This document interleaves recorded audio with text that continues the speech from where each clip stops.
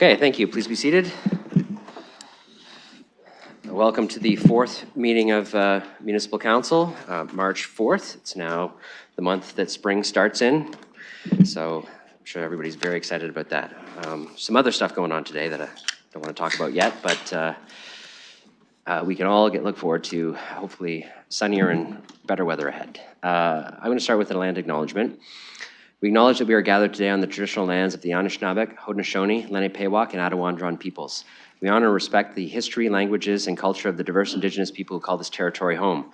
We acknowledge all of the treaties that are specific to this area: the two-row Wampum Belt Treaty of the Haudenosaunee Confederacy Civil Covenant Chain, the beaver hunting grounds of the Haudenosaunee Nanfan Treaty of 1701, the McKee Treaty of 1790, the London Township Treaty of 1796, the Huron Tract Treaty of 1827 with the Anishinaabeg, and the Dish with One Spoon Covenant Wampum of the Anishinaabeg and Haudenosaunee.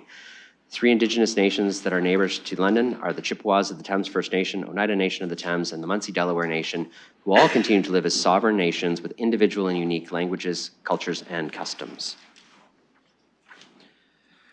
The City of London is also committed to making every effort to providing alternate formats and communication supports for meetings upon request. To make a request specific to this meeting, please contact councilagenda@london.ca or 519-661-2489, extension 2425.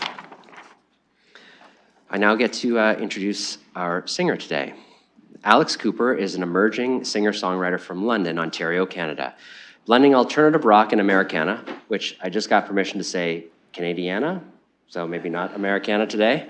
Her heartfelt lyrics and soulful melodies tell honest stories that connect with audiences.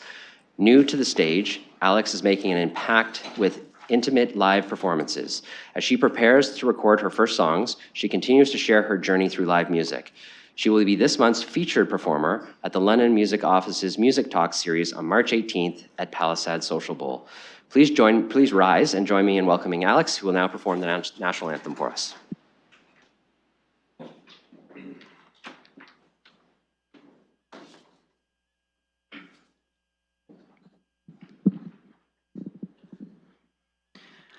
Oh, Canada, our home and native land, true patriot love in all of us command. With glowing hearts we see thee rise, our true north, strong and free. From far and wide, oh Canada, we stand on guard for thee. God, keep our land glorious and free. Oh, Canada, we stand on guard for thee. Oh, Canada, we stand on guard for thee.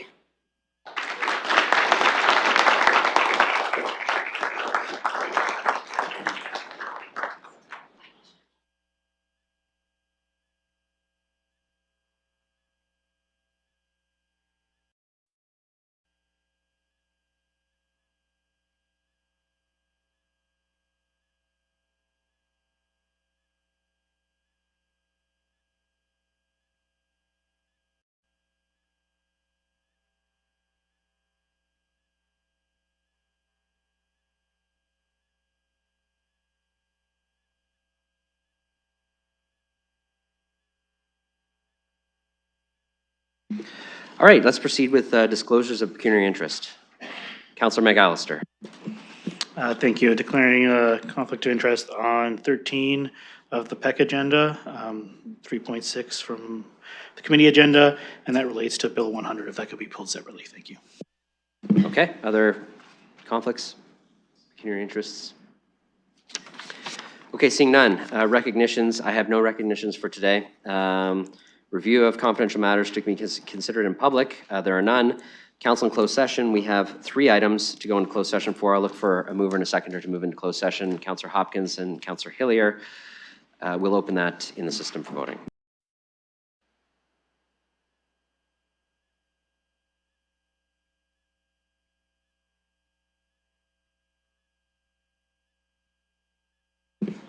I vote yes.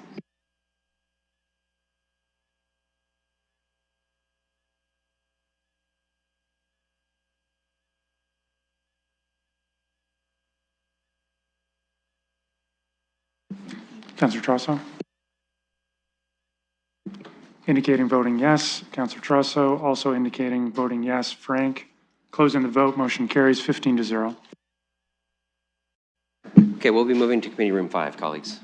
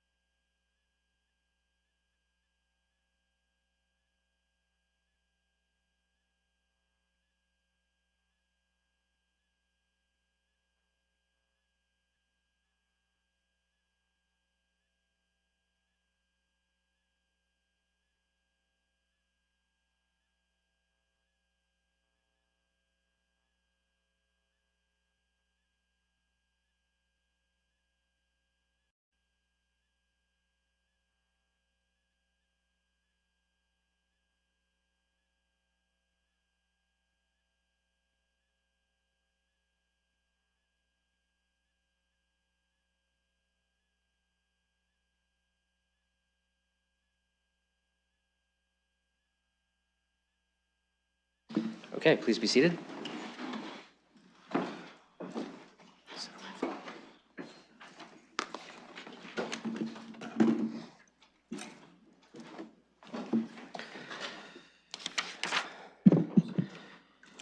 Okay, we're on to the confirmation and signing of the previous minutes. We have the third meeting on February 11th.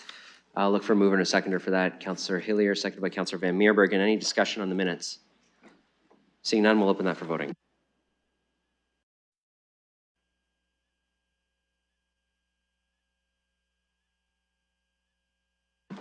Closing the vote, motion carries 15-0. Communications and petitions, we have 6 items. I know one councillor would like to refer 6.1 to a different spot, so maybe I'll do 6.1 first, and then I think the rest of them we can refer to the other parts of the agenda. So I'll look for Council Deputy Mayor Lewis. Okay, go ahead. Yes, thank you, Your Worship. I do want to move a referral on item 6.1, the Integrity Commissioner's Annual Report. I'd like to move that this be referred to a future meeting of Infrastructure and Corporate Services Committee to allow for further discussion from council and potentially have the Integrity Commissioner appear before us. Once I've got a seconder for that, I'd actually like to speak to the reason why. Okay, before I look for a seconder, I just want to give you a piece of information. So the clerks have told me that council conduct and the components that refer to the Integrity Commissioner kind of generally would be SPPC, which would be everybody. So it could be referred there. You've identified a different committee. I'll just look to see if that's helpful. That's fine. I'm amenable to the clerk's direction for which committee is the most appropriate. Okay, Councillor Stevenson wants a second? Okay. Moved and seconded. Do you want to provide some rationale now? Yes, I'm not going to go into all the details of the report, but I have some serious concerns about an annual report that's not even annual, but actually encompasses almost 2 years worth of work. I have some concern about some of the content within the report as well, both language used and some of the commentary given that I don't actually recall council providing direction or asking for advice on, such as potential provincial legislative changes. So I think there needs to be an opportunity, as this has not come through committee, and as we don't have delegations at council, I think that this needs to go to a committee where colleagues have an opportunity to discuss the content, potentially provide some direction, potentially have a delegation from our Integrity Commissioner if they wish to attend. But I think that this needs more than just a receive. I think this warrants some further discussion.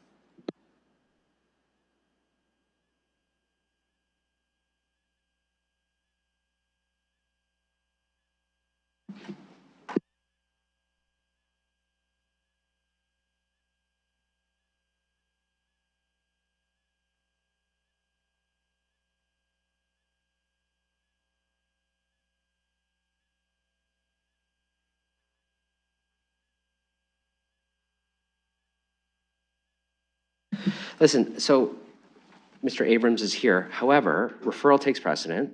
So that means we're referring it. We're going to talk about the referral. If you're looking to ensure that they're present at SPPC, it might be advantageous to actually have that request as part of the motion, because to the way you just described it, it would go to SPPC and maybe you might want to ask questions. I think it would be better just to make clear that we'd like that, and then we can make sure we vote on that so that we can make sure that we schedule that with their presence at the next SPPC. Okay, so I'll let you respond, but I think that piece should be added in just so it's clear, so we don't end up having any miscommunication if that's the desire of the motion. Sure, I'm happy to add that in. You know, my original comment was, should the Integrity Commissioner wish to seek delegation status, then they'd have the opportunity to do so. But if we want to just build that in, unless colleagues are opposed to that, then I don't see why we can't just request their appearance at the committee. So if the clerks can assist with language on that, I'm satisfied.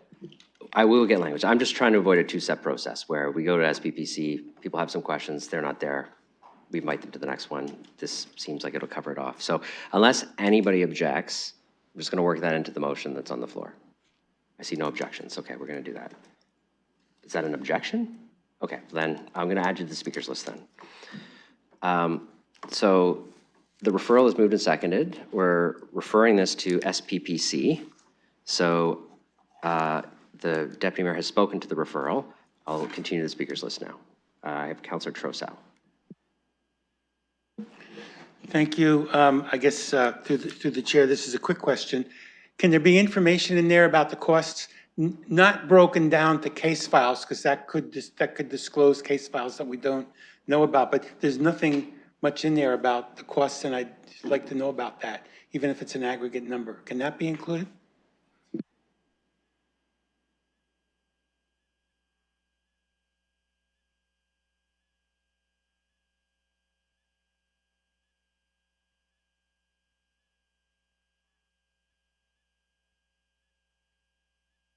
So, Councillor, the cost wasn't part of the report that we're referring. I think if you'd like to have other components at that meeting, that would probably come from our staff, not necessarily the Integrity Commissioner. And so, one second, I'm going to find the best way, if that's what you want to do that.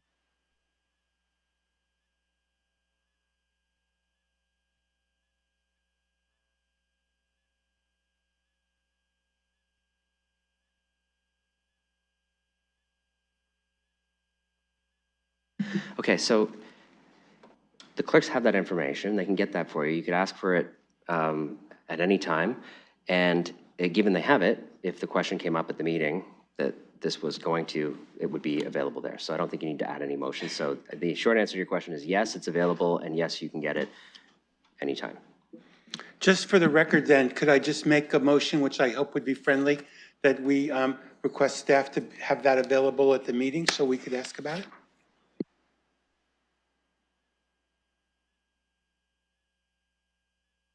Yeah, so there's no, we're not going to do a friendly amendment on that. We're just going to do this as an additional amendment to, as a,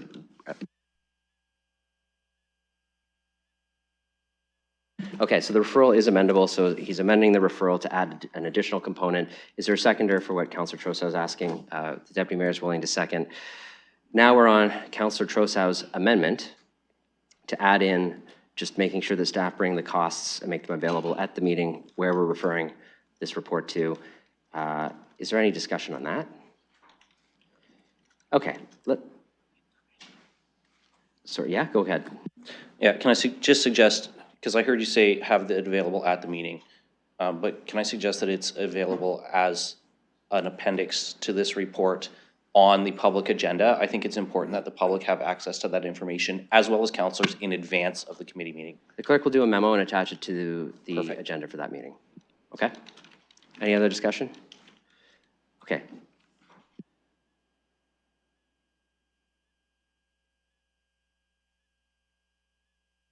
So the amendment, that the motion be amended to include cost of services as an appendix to the agenda for the meeting.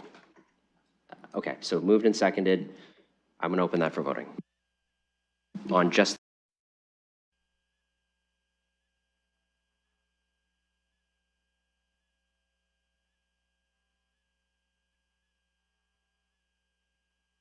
Closing the vote, motion carries 15-0.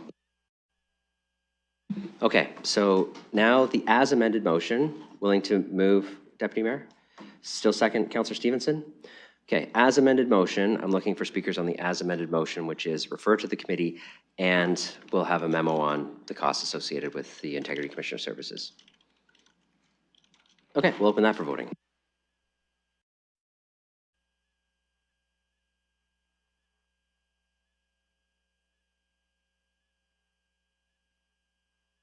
Closing the vote, motion carries 15-0. Okay, I'm going to look for a general motion to refer all the rest of the items to the various components of the agenda. Councillor Cuddy, seconded by Councillor Lehman. Any discussion on doing that? Okay, we'll open that for voting.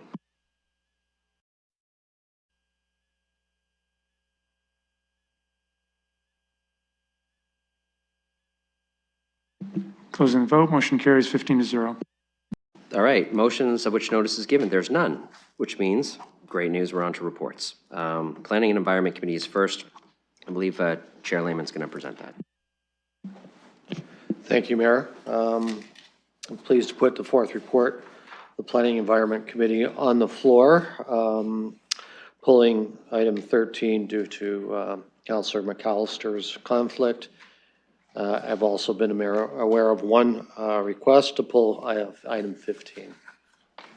Okay, so far, 13 and 15 will be dealt with separately. Any other items colleagues would like dealt with separately? Okay, back to you, Chair. So I will move all items excluding 13 and 15. Okay, all items are on the floor except 13 and 15, moved by the chair. Any discussion on these general items? Go ahead, Councillor McAllister. Thank you, and through the mayor. I just want to speak to item 8. This is the 1484 Gore Road.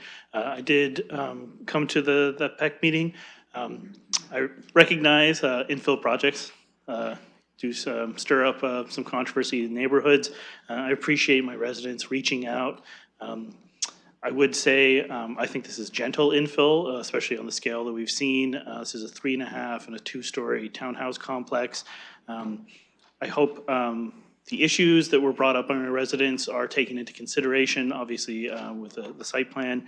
But I do think this is probably the first of many that we'll see. I know a lot of my colleagues have already had infill projects. My ward has not had as many, so this is kind of a new thing for them. I do still encourage them to come out, have their voices heard, because the community input is important and we do take it into account. But recognizing that we do have a housing crisis and we are trying to get units online so people can call all parts of the city home. So thank you. All right, thank you. Any other speakers to the general motion on the floor? Okay, seeing none, we're going to open that for voting.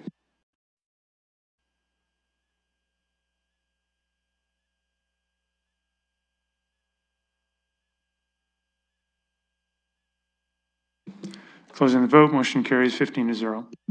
Go ahead, Councillor. Thank you. I'll put item 13 on the floor. All right, 13's on the floor. Any discussion? Seeing none, we'll open that for voting.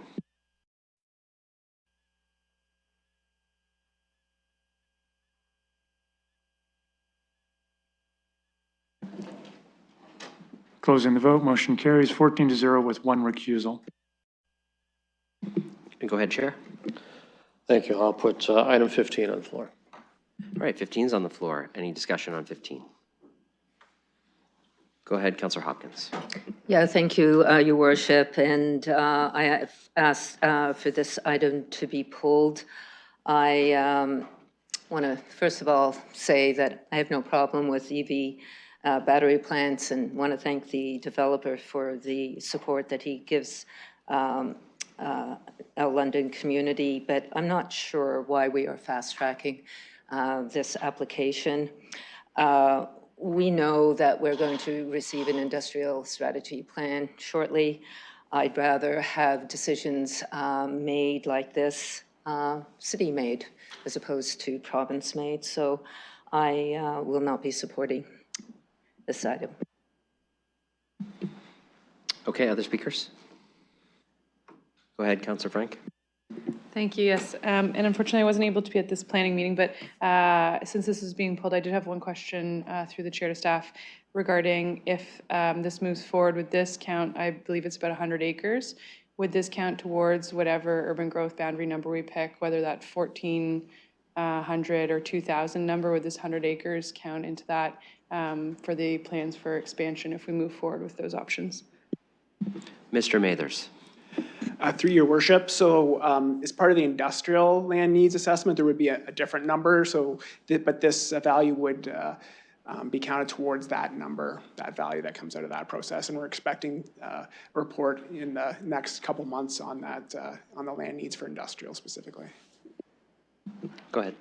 Thank you. And if I could just follow up just for clarity. So then there's going to be about 1,400 to 2,000 through the urban growth boundary process, and then there's going to be additional amounts that this number might fall into in the industrial process. I'm seeing nods. Okay. Just wanted to see clarity. Thank you. Okay. Any other speakers to this? Go ahead, Councillor Trossau. Thank you. Through the chair, I had raised some questions about this as well, which I think the chair answered most of them for me, and I thank you for that, Councilor Lehman.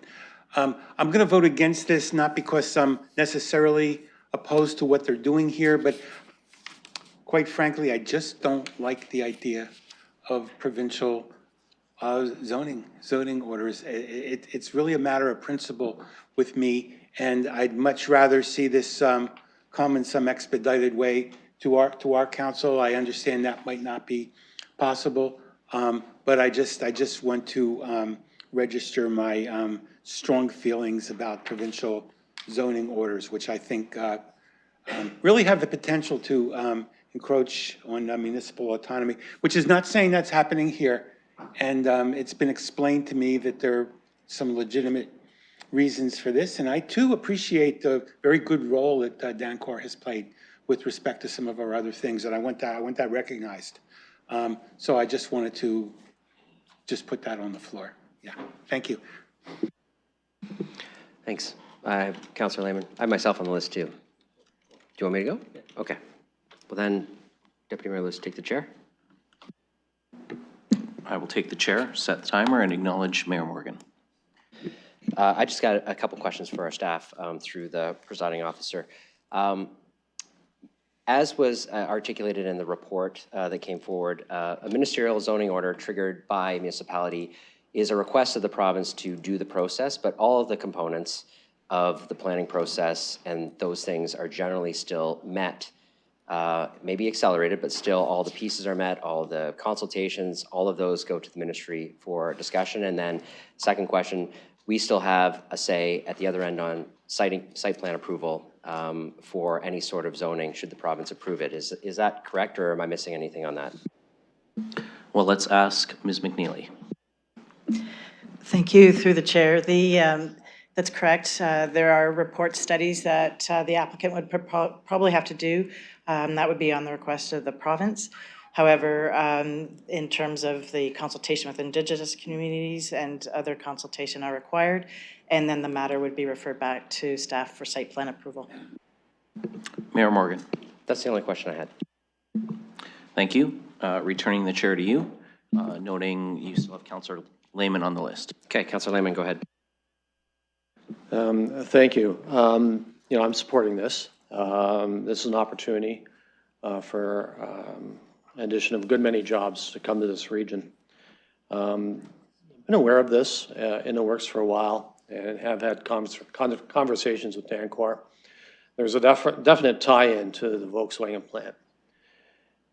Obviously, prior to January, I thought that was good to align ourselves with, you know, green energy production and industry.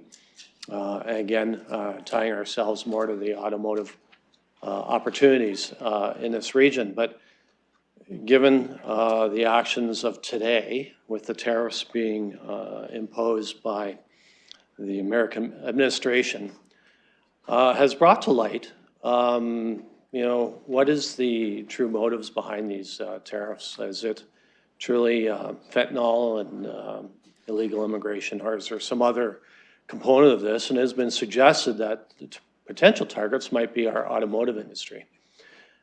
So I can think of nothing better than today is to support initiatives that will allow for diversification into automotive companies that are not American, specifically Volkswagen, which is German. I think this sends a very good signal that we will not have all our eggs in one basket, either in London or in Canada. So I think this is very important. I hope my colleagues will support this. Any other speakers to this who haven't spoken yet? Deputy Mayor Lewis, go ahead. Thank you, Your Worship. So I'm also going to rise and speak in support of this.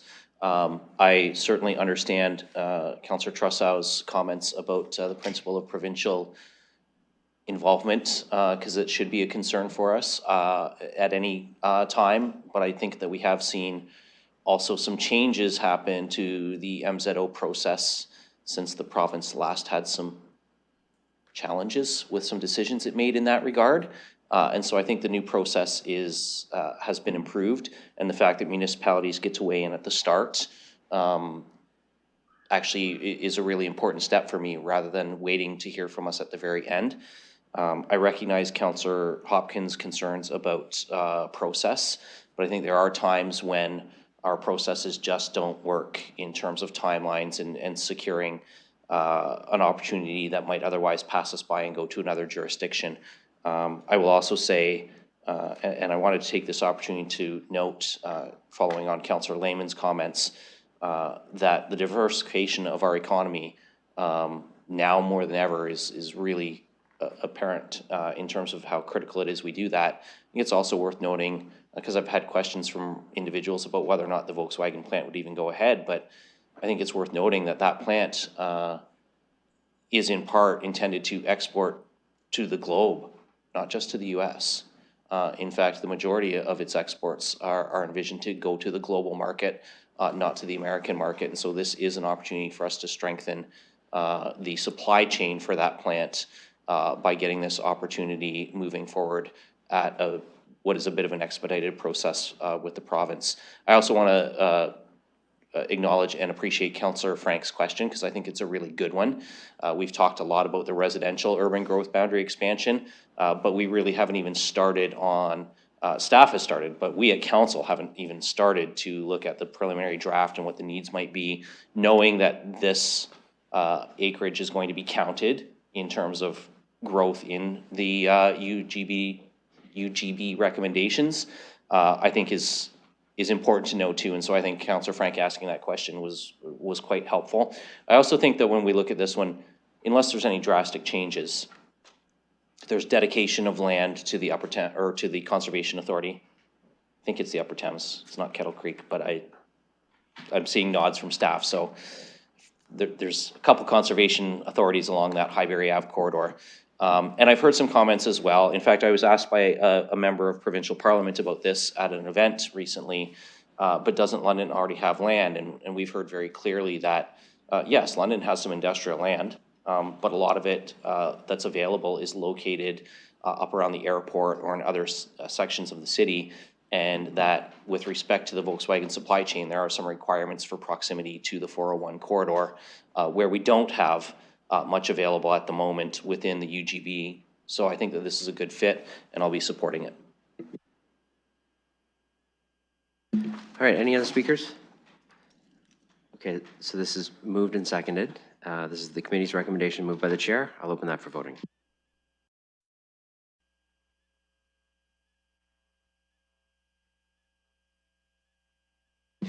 Closing the vote, motion carries 13-2. Go ahead, Chair. Thank you, Mayor. That concludes the fourth report of the Planning Environment Committee. Excellent, thank you. We'll move on to the fourth report of the Infrastructure and Corporate Services Committee. I'll go to Councillor and Chair Rahman. Thank you, Mayor. And I'm looking to put the fourth report of the Infrastructure and Corporate Services Committee on the floor, items 1 through 8, just to note that all were supported unanimously at committee. Okay, the whole thing is on the floor. First off, does anybody want anything pulled separately from this particular? No? Okay. Then the whole thing's on the floor. I'll look for any discussion on any of these items. Seeing none, then we can proceed with voting. I'll open the vote.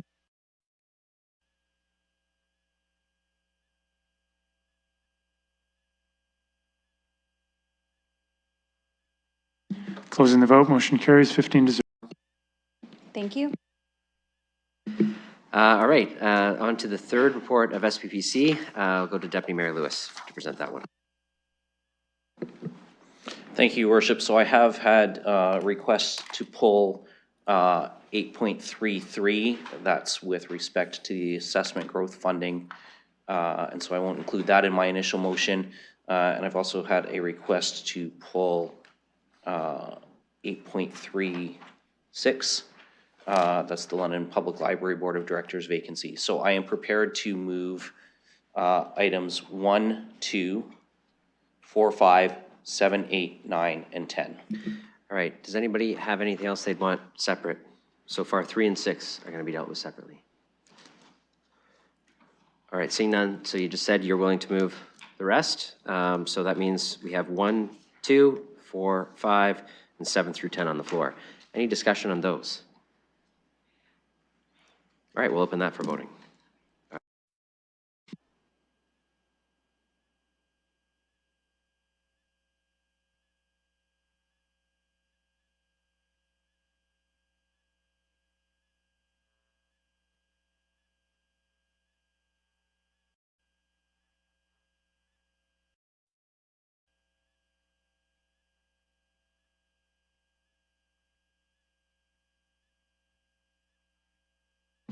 Closing the vote, motion carries 15-0. And I'll now put item 3 with respect to the assessment growth report on the floor. Okay, that's on the floor. I'll look to Councillor Stevenson. Thank you. Yes, I'd like to add an amendment to this motion that Part B say civic administration be directed to report back to the April 30th, 2025 meeting of Infrastructure and Corporate Services Committee with respect to the city's debt levels and debt servicing costs, including information on current policies on debt, along with the future projections and graphs showing debt levels and debt servicing costs as a percentage of revenue. Okay, is there a seconder for that? Okay, Councillor Pribble. Do you want to provide your rationale then, Councillor? I'll save my comments till after my call. All right, I'll look for speakers to the amendment. Go ahead, Councillor Van Meerbergen. Thank you, Mayor.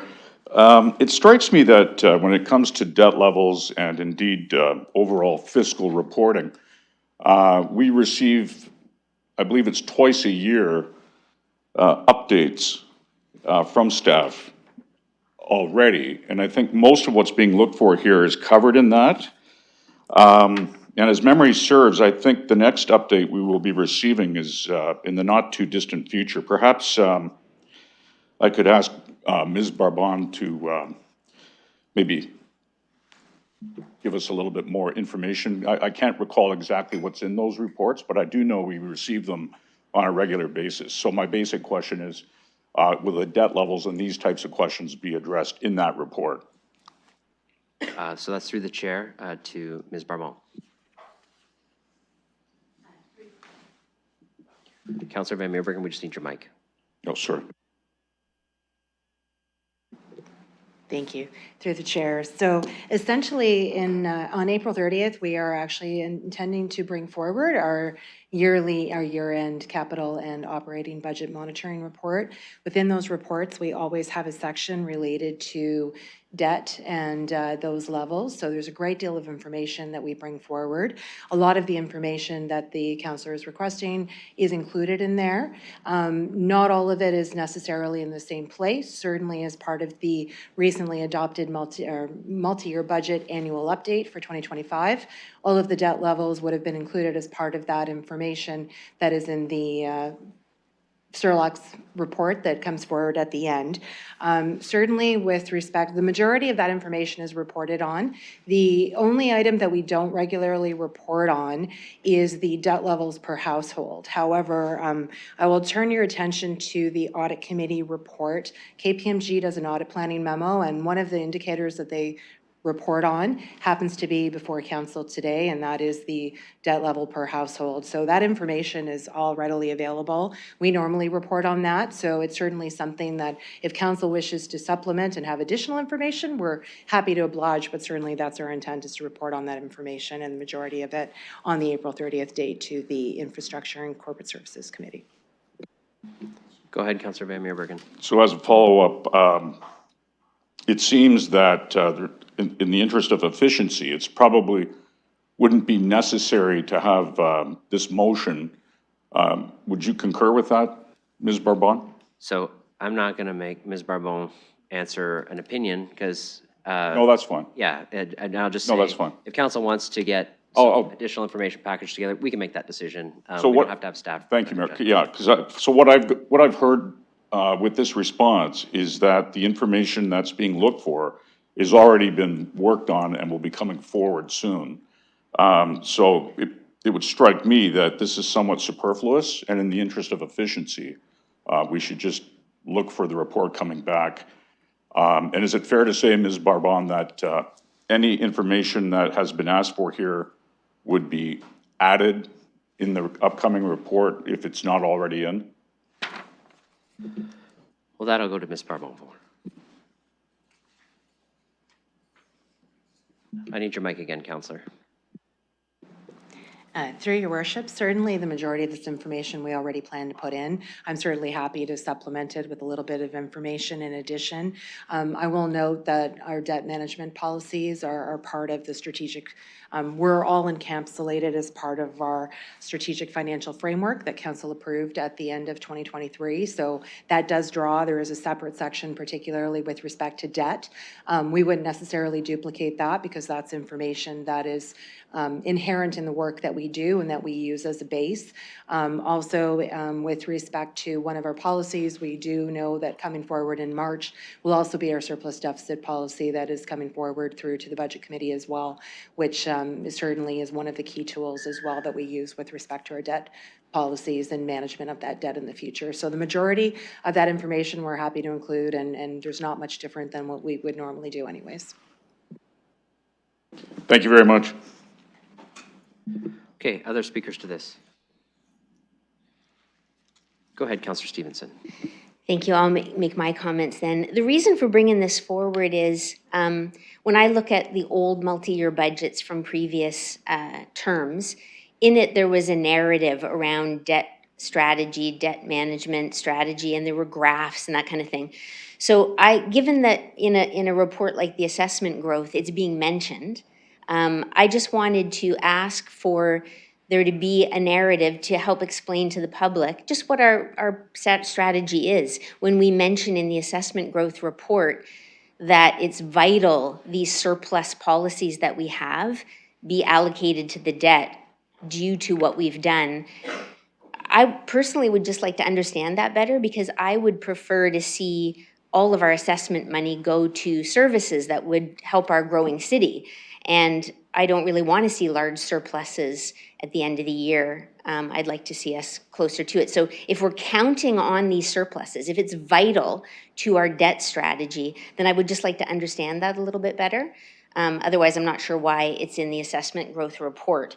So what I'm looking for mostly are graphs so that it's more visual and understandable to the public, and just a general understanding of what our strategy is regarding debt and what the debt management strategy is for that. When I spoke with finance about this, we picked the April 30th date because it aligns with the other reports that are coming, and this would just be a small amount of supplementary information. So I'm hoping for council support. I have myself on the list next. I'll have Councillor Rahman take the chair. Thank you. I have the chair. Go ahead. So I don't have a problem supporting this motion, and I'll tell you why. Because if members of council or a member of council is looking for some additional information around debt policy, debt management, at the time that we're receiving that information, given the information is readily available, I don't believe it's a lot of extra work for our staff to just kind of bring it together.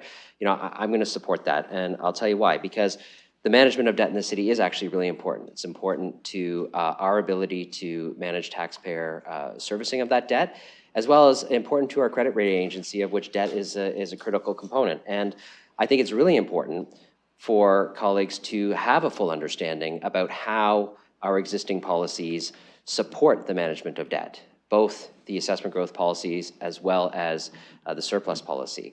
One of the ways that we deal with authorized but unissued debt is when we have the ability to take it off the books through those policies, we can, which means we can still do the things that we were planning on doing with that debt without actually having to issue it out into the market.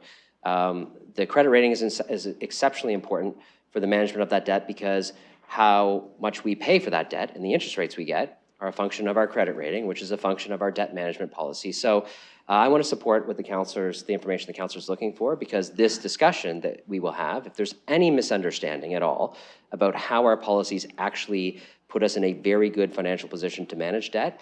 I want that to be crystal clear through that discussion, and if that means we need a little bit of extra information or information that's available in a number of spots coming together in one spot, I think that's a reasonable request to ask. So I'll support the councillor's motion, and I'll look forward to the discussion in April.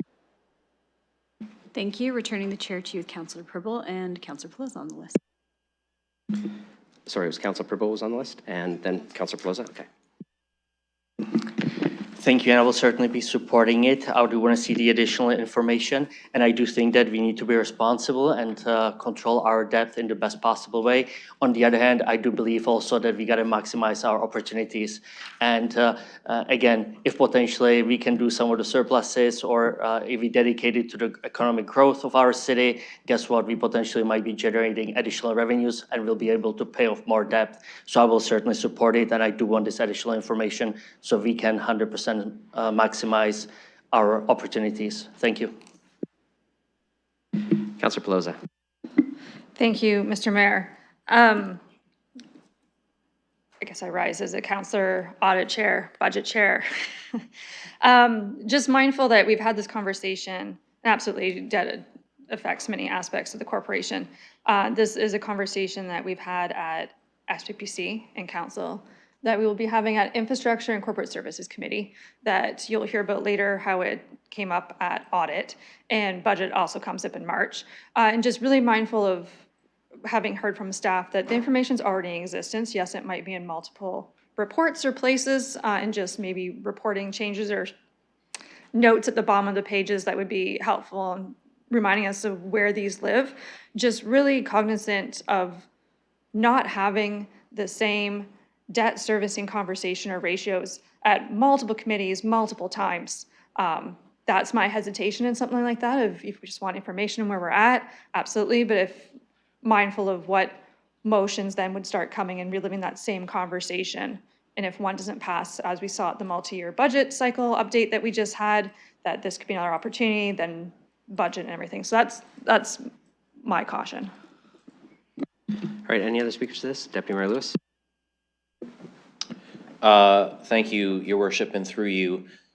First of all, I will say I'm a little bit more comfortable with this version than an earlier draft that I was consulted on. I do, however, have a little bit of a hesitation, and I agree with Councillor Pelosi in terms of the, I want to have the conversation once. I don't want to have it over and over and over again. At the same time, I do know that there are if we look at graphs right now, and we had this discussion again back in the multi-year budget update about where debt may be headed in the immediate future years. But I think that there's an important piece here around context. So obviously, if we're, undertaking some debt because we are building a $50+ million underpass on Adelaide, which, thank you, I used yesterday to get to a doctor's appointment instead of waiting for a train, so I'm really, really grateful for that. But that is going to be a debt servicing that's going to go on the books and take a number of years for us to pay off. And so, while I think the graphs and some visual learning information is valuable, I also wonder, in looking through you to see if staff can comment on whether or not it's possible, and again, I'm mindful of their workload, but any context in terms of major capital projects that influence that graph rising, and I don't know what those might be myself. Are we gonna need a new wastewater treatment plant? Are we gonna build another underpass? Are we going to, what does that mean in terms of seeing the debt servicing number going up when our GMIS and our planning documents may be projecting a major infrastructure investment, which is going to influence that graph.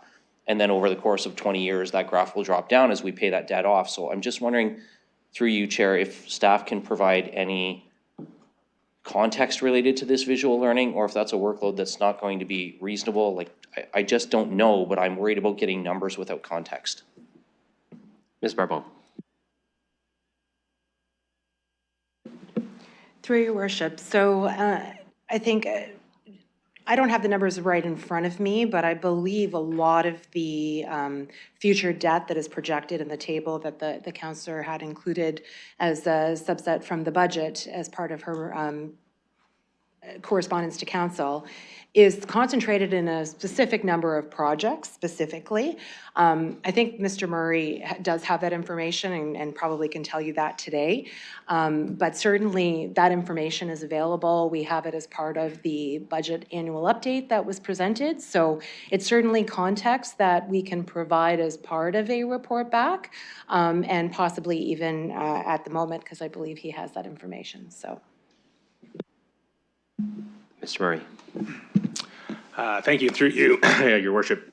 Yeah, so I can advise certainly that what we will provide back as part of the April 30th report, should this amendment be supported, is a recap of information that is in place and coming out of the 2025 budget update. So it will be a recap of what council has approved and endorsed up to this point. So to give you some examples of significant projects with upcoming debt, the Protective Services Training Facility is a significant one that was approved through the multi-year budget.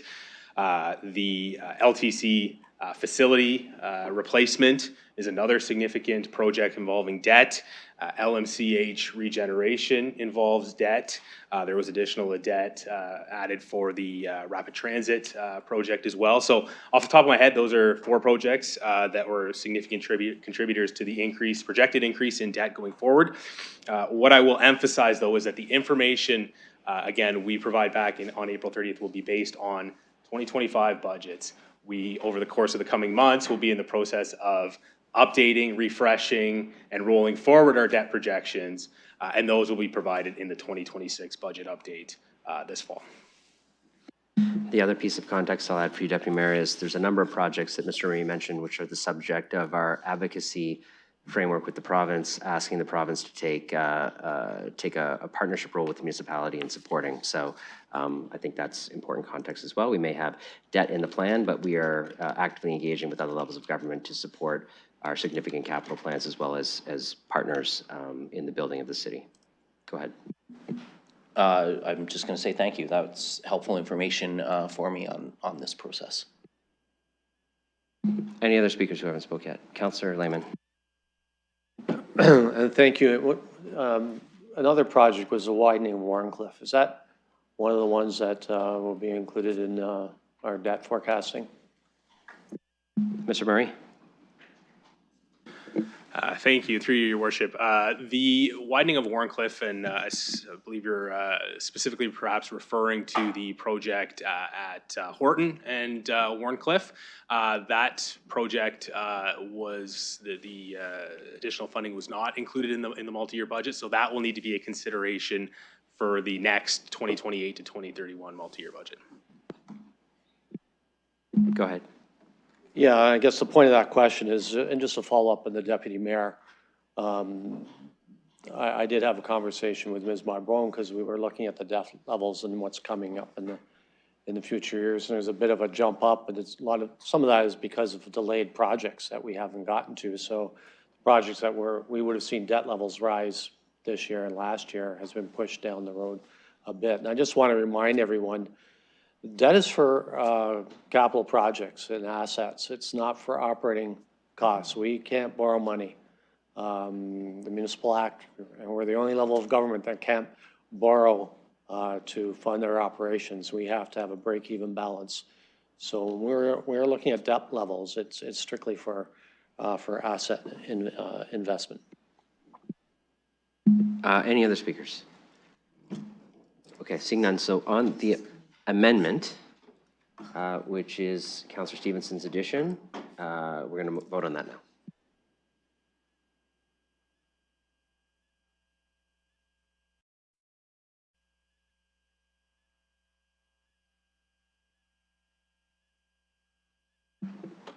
Closing the vote, motion carries 12-3. Okay, and as amended, you're willing to move the as amended? Okay, I need a seconder for the as amended. Councillor Stevenson, go ahead. Yeah, you second the as amended? Okay. Any discussion on the as amended motion? Okay, we're going to open that for voting.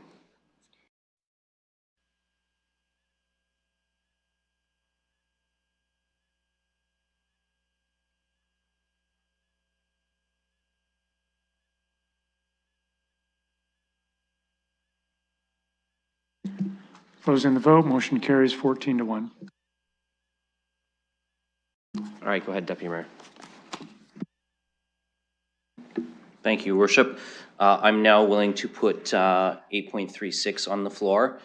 This is the public library appointment of Your Worship to the London Public Library Board. So I'm willing to put that on the floor, and I'm going to advise you that I'm going to also, as Chair, request the opportunity to ask a couple of questions of staff, given the communication that was circulated to all of council last night. Okay, well, you can put it on the floor, and you can go ahead with your questions if you want to do that now. Yeah, thank you. I'll start a timer. So we received a communication that was not submitted in time for the added. Last night was circulated by one of our city clerks from the chair of the library board. Through you, I want to ask Ms. Pollitt, because I am aware that you've seen this communication. There are expressions raised that I do not feel are legitimate expressions of interest in terms of fiduciary responsibility. Through your interpretation, given that the mayor also sits on a number of other boards, tourism, which he sits on with Councillor Pelosa and I, do strong mayor powers intersect with the fiduciary responsibilities that any member of council, including the mayor, has when they take a position on a board, agency, or commission? Ms. Pollitt, go ahead. Thank you, and through the chair, all members of council, whether they are a strong mayor or a city councillor, have fiduciary duties to boards that they sit on, and the development of the strong mayor powers in the Municipal Act does not affect those duties. Those remain. Go ahead. Thank you. And so one additional question, is there anything with respect to, so we talk specifically of the strong mayor powers. The board chair also alludes to a conflict of interest in the communication, and that is in their fourth paragraph. Is there, in your opinion, any conflict of interest in having a member of council filling this vacancy, given that it's a council vacancy? The mayor is a member of council. Go ahead, Ms. Pollitt. Thank you, and through your worship, no, there is prior case law that permits councillors from to sit on various boards, and it's not considered a conflict. Deputy Mayor. Thank you. So I'm just going to wrap up with a couple of comments then. The board chair referenced myself in the letter, yet the board chair never bothered to reach out and express any sort of concern that he had with commentary that I offered. Seems to be a pattern that's developing. As Councillor Cuddy shared at SPPC, he provided notice that he was going to miss a meeting, and the board chair didn't reach out to indicate that that would be the third meeting missed. I think that there's and then we have communication that's being circulated late yesterday afternoon because it didn't meet the added agenda. So for me, my decision is not going to be influenced by this communication. I think that there is actually a communications perhaps issue there that needs to be investigated, but I'm going to stand by what I said at committee. I'm going to be supporting the mayor's appointment. We have a board that has clearly indicated to us multiple times that they've got some capital asset challenges. We've got branches with leaky roofs, and we've got branches that are closed a significant portion of the week. And the mayor indicated in his nomination for this position that he's got some ideas that he wants to bring to the board, that because they're subject to in-camera positions, he would only be able to bring to the board if he's appointed to this role. And so for me, I think the board should have not requested Councillor Cuddy's replacement in the first place, as he provided notice that he was going to miss a meeting. However, I have to deal with a point of order. Councillor Trossau, on a point of order. The question of Councillor Cuddy's replacement was clearly not what's on the table right now. I mean, this is just sort of general background in terms of horrible things that the board has done, but that's not what we're debating, and that's not what's on the table. So I think we really need to keep this focused on what's on the agenda today. Not something we dealt with before. Yeah, I think generally.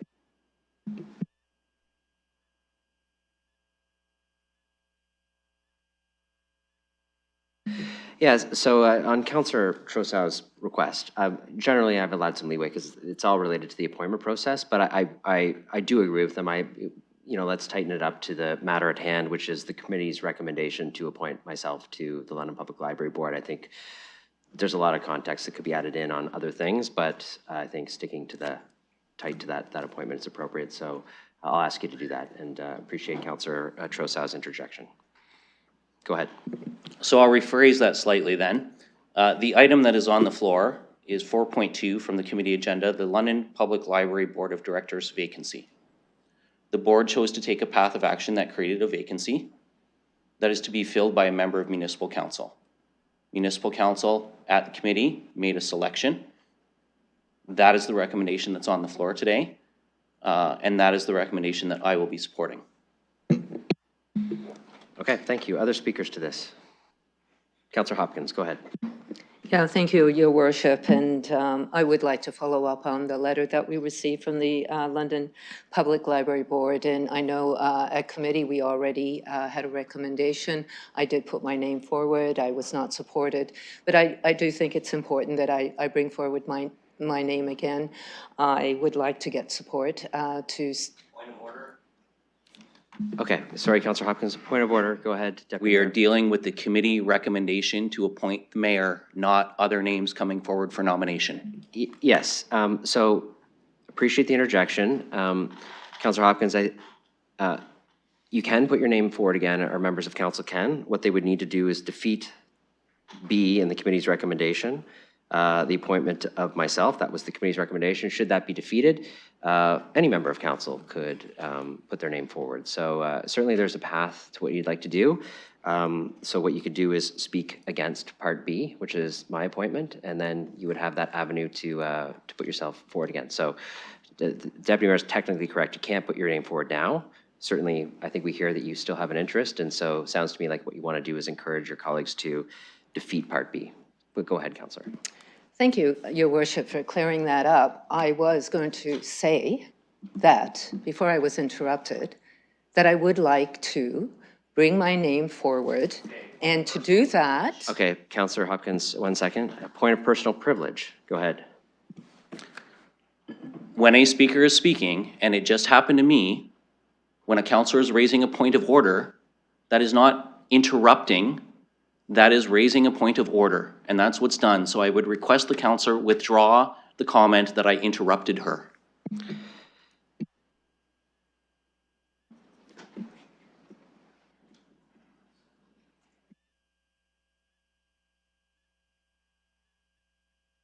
So, on the point of personal privilege, the Deputy Mayor is correct in that it is legitimate under our procedure bylaw to interject in the middle of a councillor's speech to make a point of order or a point of personal privilege. As was mentioned, Councillor Trosau did one, Deputy Mayor did one. I will say the word, though, that Councillor Hopkins used, interruption, it is a permitted interruption to the councillor speaking. So it technically is an interruption. So I'm just going to ask, I understand that it may have sounded some way to one person or another, but I'm just going to say that this point of personal privilege is dealt with. Interruptions are allowed. It is an interruption. I think we can proceed with the debate and discussion now. I'll go to Councillor Hopkins. Thank you for that. So, following up on the letter that we received from the London Library Board, I would like to have my name remain, and I would welcome any other councillor to bring their name forward too. And to do that, the recommendation from the committee would have to be defeated, and I'm asking my colleagues to defeat that recommendation. Thank you. Okay, other speakers to this. I have Councillor Pribble, I think, next. Thank you. And after receiving the letter and following up on the agenda that was talked during the meeting during the last month, and also kind of on the I was on the fence, and I saw pluses, minuses on both ends. But the deputy mayor said one thing that actually made up my mind, and I will be supporting the mayor. And that has to do with the capital projects, capital expenditures. And mayor does have certain ideas, and as we all know, at the board level, they are confidential, and I think it does make sense. And this is the point that certainly makes my decision supporting the mayor at this board. Thank you. Okay, other speakers to the committee's report? Councillor Stevenson and then Councillor McAllister. Thank you. Maybe clarification on that point. Is there no other way for a strong mayor to advance projects without being a member of the board?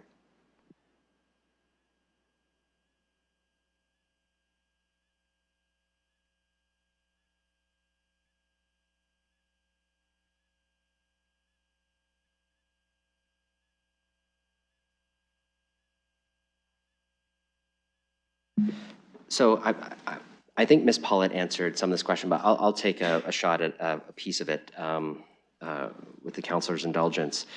The strong mayor powers do give me some authority over the budget. So I could not include some things that are requested. I could add additional money. I don't have the ability in that to force a board and commission to spend it one way or another.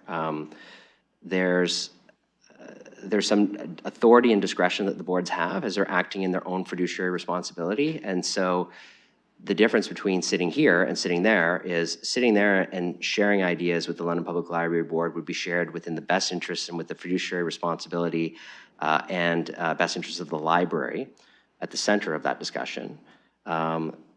Managing the budget process here would be with the best interests of the city as a whole as the focus of the discussion. And so there is a very distinct and different role that is played whether you are on the board or not. I certainly would have the ability to influence to a certain degree the process in both of those positions, but much more intimately from an operations perspective as a member of the board, sitting with only that hat on, sitting with that fiduciary organization's responsibility at play, and with the ability to engage fully with that board. And it would be the decision of the board to take any sort of considerations or ideas forward, which again is my intent. I actually don't want to just go and direct things across the city. I'd rather work with a board intimately with that hat on, pitch ideas, discuss them with that board, and see what the collective group would like to see or not. So I hope that kind of answers the question. There is a very distinct difference in being a board member and operating outside of the board. Thank you. Yeah, it helps a little. I mean, I think all of us want what's best for the city, but it sounds like we need you on every board then to ensure that all opportunities are open across the city. And I just feel that's probably not in anybody's best interest. We know you're busy and everything, but I just feel like there should be another way for us to accomplish big and great things in this city without needing the mayor to be on the board. Is there a way for us to do it as council where we are then making suggestions to the board for their consideration that they can do in confidential session? I feel like I'm in an awkward spot here because we've got the chair of the board expressing concern. There's the perception of the public with what's going on here now, and I'm inclined to switch my vote and not support this and support a councillor being on the board and ask us to find another way as a strong mayor and as a strong council to move forward great projects in the city. So I don't know if there's input that could help me. I'm open to it from the mayor or staff to say, no, this really has to be the way, and then do we need policies in the future where there's an opportunity for the mayor to replace councillors on certain boards to move forward projects in the city? I'm just wondering, is this an isolated case or is this something that we're going to get to look to for policy change?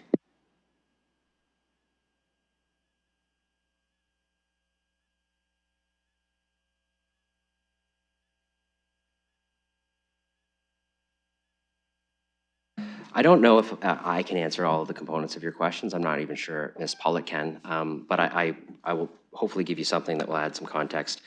You're right, I have a limited amount of time, and I'm going to decide where I can utilize that time in the best interests of the city as a whole. And in this case, I put my name forward for a specific reason. I'm willing to devote the time to this particular area. I don't want to sit on every board, nor could I. But from time to time, I think that there's some advantage to me being able to focus some time and attention on different parts of the city. There may be opportunities, and I may end up moving off of boards when I think that there's been a contribution made and that other things can happen. And I think we've seen colleagues move on and off boards based on their workload and the contributions they're making. So all I can say to help you with your question is, this is where I'm choosing to devote some time. I think I have something to contribute. Councillor Hopkins feels the exact same way. I think her application is legitimate as well. And so I'm not sure that's going to give you the answer you need, but that's the context I can give. I don't think, Ms. Pollitt, you would have anything to add based on the councillor's question. No? Okay. Yeah. Okay, so I just acknowledge, I guess, the obvious that we're in an awkward position when you've expressed an interest on being on the board and we've now got written communication that I'm not so sure they're happy with that appointment. And so we're being asked to do what they don't want us to do. We're kind of torn between you and the board. So I guess we each get to decide. Councillor McAllister. Thank you, through the mayor. I just realized I actually have a London Library mug. Randomly chose that. It's not. I would like to comment in terms of the process that we went through at committee. Obviously, you know, I voted in favor of Councillor Hopkins, saw which way in terms of the committee support. So I wasn't going to stall things there, but to keep consistent with my vote, I am going to vote against this. And I do just want to take this opportunity to reiterate my reasons. First off, thank you to both Mayor and Councillor Hopkins for putting their name forward. From my point of view, the reason why I chose Councillor Hopkins, I do think it puts the mayor actually in a predicament, and for that reason, I think this sets a bit of a dangerous precedent in terms of, especially with the strong mayor powers and the mayor having to present a budget, understanding that you do want to join the board and have input, but I believe you have tools at your disposal the rest of us don't. I think it's important that councillors sit on the ABCs. I think that input is also invaluable. I believe Councillor Hopkins has about 3 libraries, or no, just the one branch? Or how many?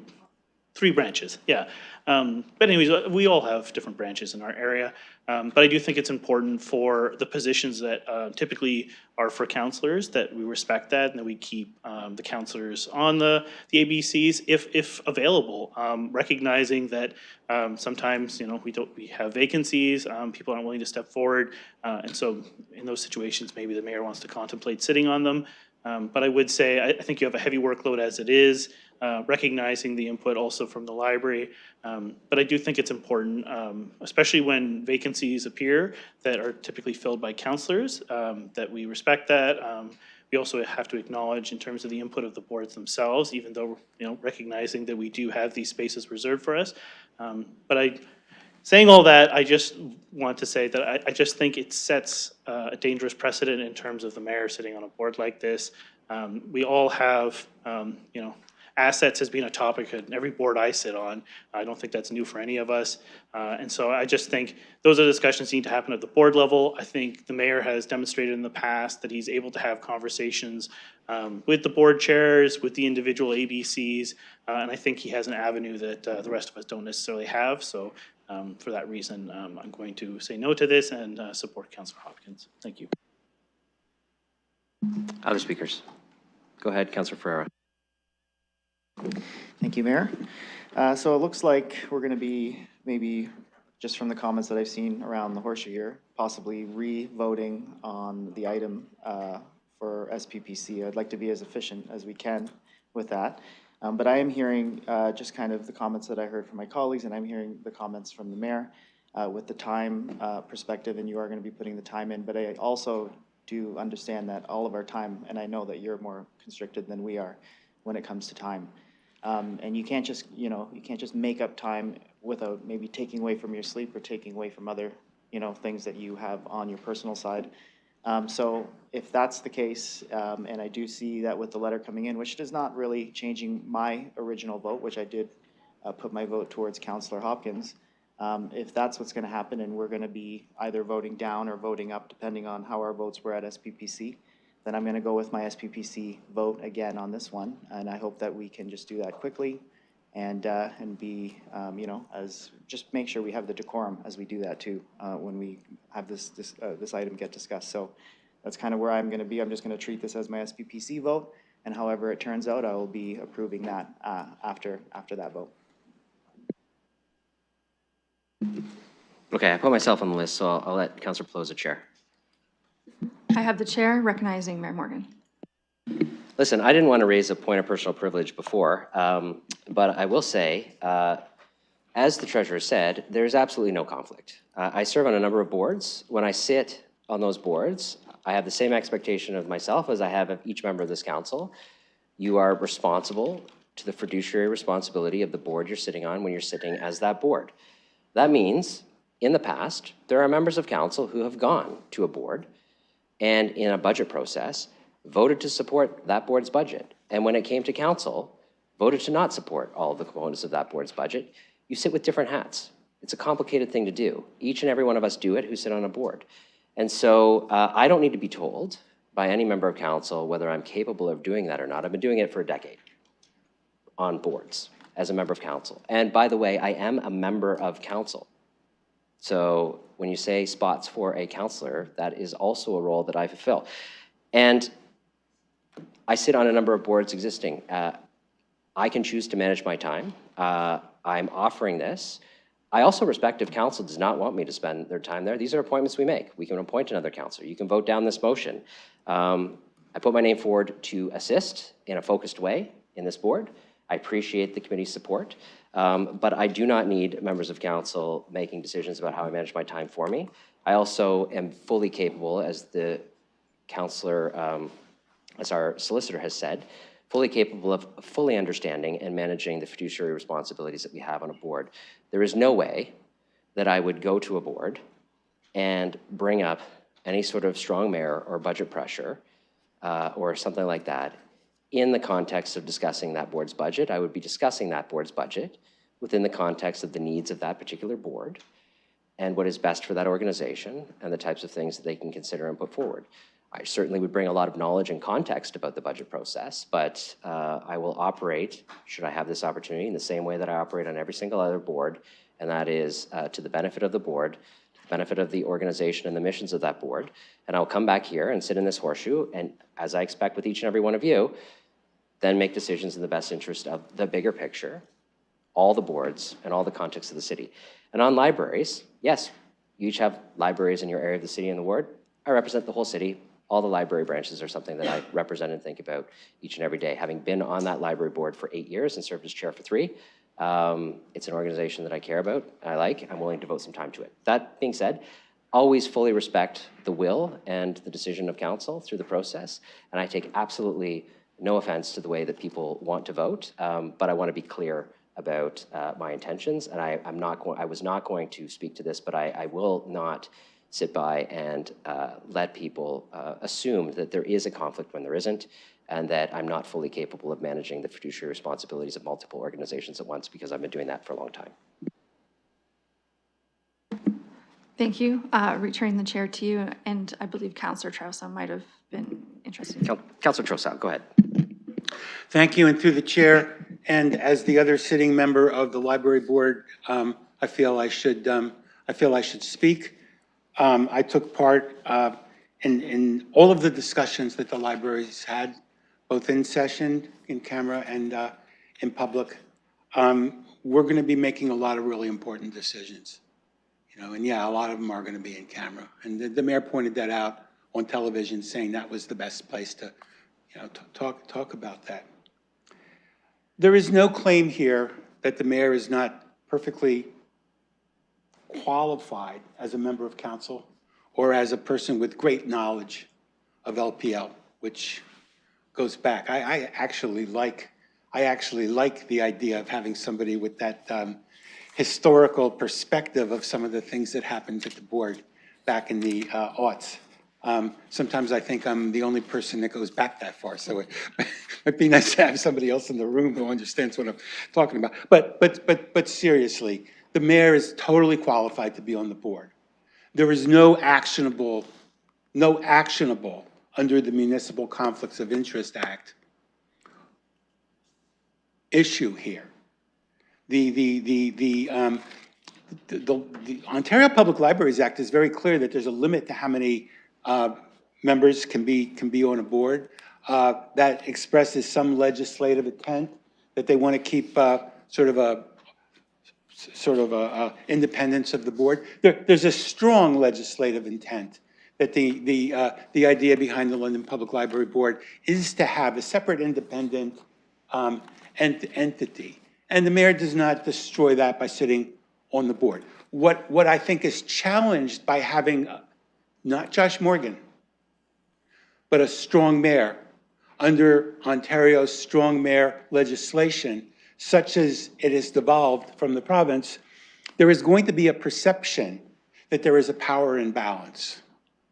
And I know I'm very sensitive to that as an elected councillor who was elected prior to strong mayor powers and is now operating under strong mayor powers. And I'm not making any particular criticism of anything this mayor or any other mayor has done, but it does detract.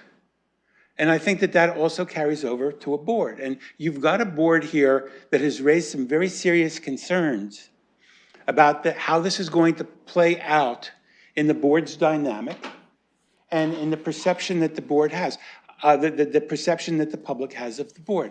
And this is not a criticism of the mayor. I think if the mayor has time, and I'm not the mayor, but if I were you, I would be more worried about London Transit. I'd be more, actually, I won't name other agencies. I'd say there are other agencies that I'd be more concerned about, and I've mentioned some of those to you. I think the London Public Library Board is not a board that is in distress, that has been mismanaging, that needs some higher authority to sort of come in and correct it. And I won't say that about every board. I won't get into that now because I'll be out of order. However, in my remaining time, I just want to say that this board has functioned particularly well. When you look at the political diversity of who's sitting on this board, we have operated very well. And I just think having that, I'm not going to refer to a certain pounded animal coming into the room because that would be disrespectful. So I'll just say a strong mayor is going to upset this balance that exists on this board, and the board doesn't want it. And we've been very clear about that. And I certainly hope that the mayor does not take this as a personal affront or as an indication that he doesn't have the ability to provide additional service. And I hope through the mayor, to the mayor, I hope you, I want my mug back at the end of the day too. I just want you to understand that there's no personal animosity here. This isn't, there's the institutional worry about the relationship. But you have 30 seconds. Okay. I just want to warn you that. Institutional relationship between, I think, a somewhat vulnerable board and the institution of the strong mayor. So I'm going to ask you to vote no on this. I'm keeping my vote as it was at the SPPC. One final thing, there is nothing stopping the mayor from having individual sit-downs with the chair, with the director, or with me about ideas, and we would certainly welcome that. But you don't have to be a member of the board to do that. Your time's up, Councillor. Thanks. Other members of council? Go ahead, Councillor Rahman. Thank you, and through you. So I actually want to focus on part A of what's before us today, and that's the letter that we received in our email inboxes. No, it's on. So just to receive. Yes. So just to be clear, Part A is the original communication about Councillor Cuddy's resignation. The additional email that we received was not on the added agenda. It wasn't received in time, but you can certainly reference it. Thank you. Okay, so I'll reference it because I thought it was part of what we were receiving as well. I'm not comfortable with the letter that was received, and I just want some clarification on the letter. So I'm not sure if that's possible because I know that, and I don't want to put any individual councillor on the spot on the letter. But the letter is signed and referred to as we. So I assume it's on behalf of the entire board and not just from the chair. So I assume that a meeting took place in order to have the conversation. I'm wondering if that can be clarified by anyone.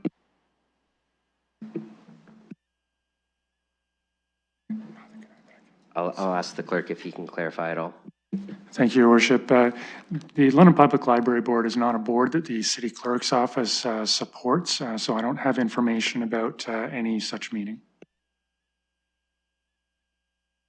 Okay, thank you. So it's not clear to me then if this is a letter on behalf of the entire board or if it's the letter from the chair of the board. But I do have some concerns with receiving a letter regarding our process here from a discussion at SPPC that then expresses concern about the process and how we went about that, having that discussion pertaining to the decision we're about to make. I think it creates some challenges for us in our own decision-making, and that's why we're having this conversation here today, partially. I also don't understand if these conversations were public, if they were at a meeting, if they were public, or if they were held in camera, other concerns I think that we have to perhaps look into further. But I want to speak specifically to the perception of a power imbalance, and that's mentioned in the letter. I think that that perception from the board chair or the board, I'm not, again, sure which one, could exist because there's been some conversation. I think that's dispelled quite quickly if the person that's assuming the position doesn't exercise some extraneous power in that relationship. And so I do think it can be managed. As they've said, if the mayor is appointed to the board, they look forward to working with him. I think that, again, sometimes we have to get in a room and have a conversation, be part of the table in order to change the relationship and move things forward. For that reason, I'll support the mayor, as I did previously, being on the library board. I saw this as an opportunity with a branch in my ward that's undergoing a renovation right now that's, you know, faced some challenges in terms of just getting that underway. And for that reason, residents in my ward are not receiving the same level of service that they would normally be receiving because their library branch is closed. I do want to see more onus on the table. I do want to see a counselor there to be able to provide that perspective. And so for that reason, I'll continue to support the mayor and the board.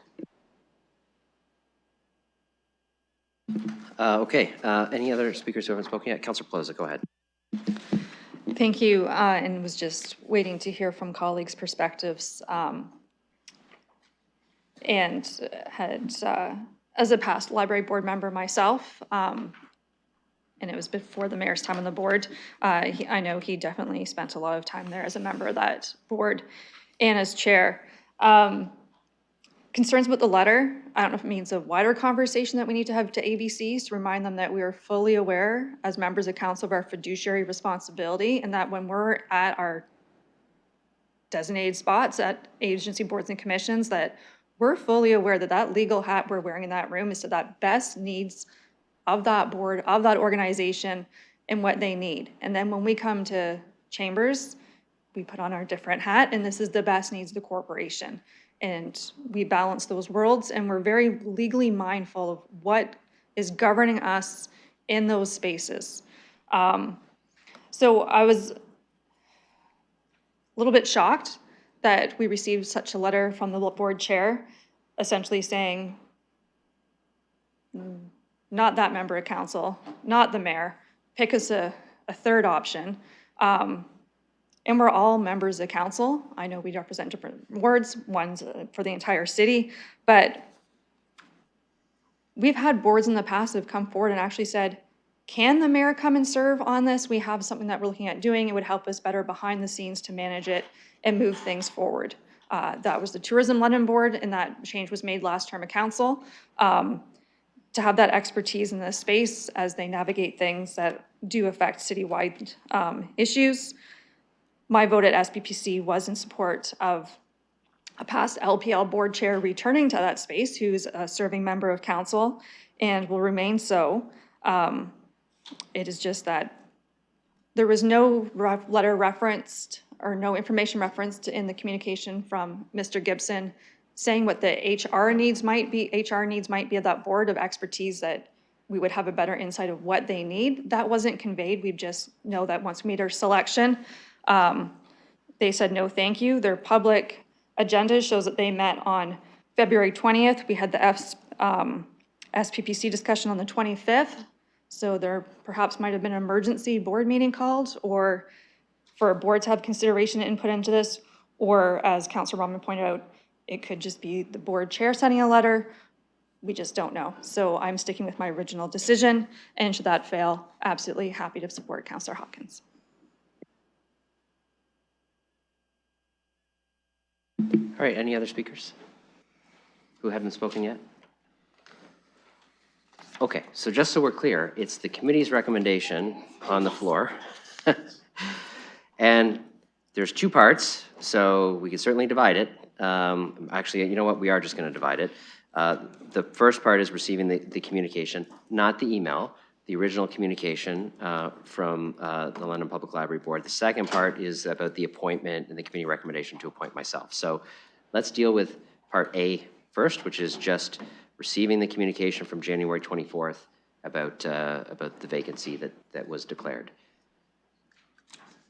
Okay, so I'm just going to have I'm just going to have you move it because you're already presenting. Yeah, I just was clarifying, this is the original letter to SPPC. This is the January 24th circulated letter email last night to SPPC that everybody supported at SPPC to receive. Okay, so we'll open that for voting.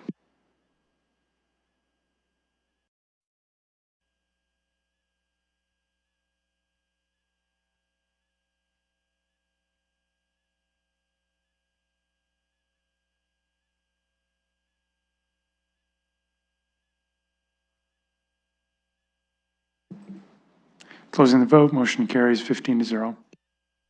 All right, and same mover. So now this is the part where it's the SPPC's recommendation to appoint me to the library board.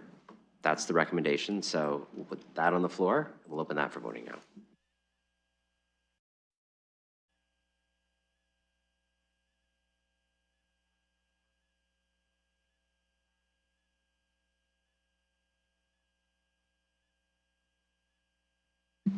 Closing the vote, motion carries 9-6.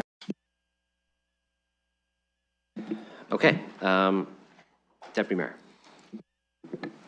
Thank you, Your Worship. That concludes the report from SPPC.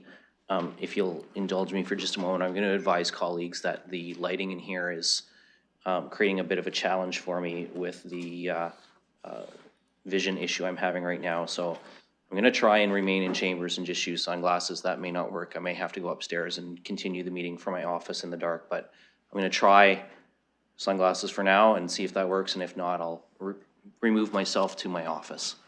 Okay, yes, take whatever accommodations you need, and thank you for letting us know. We're on to...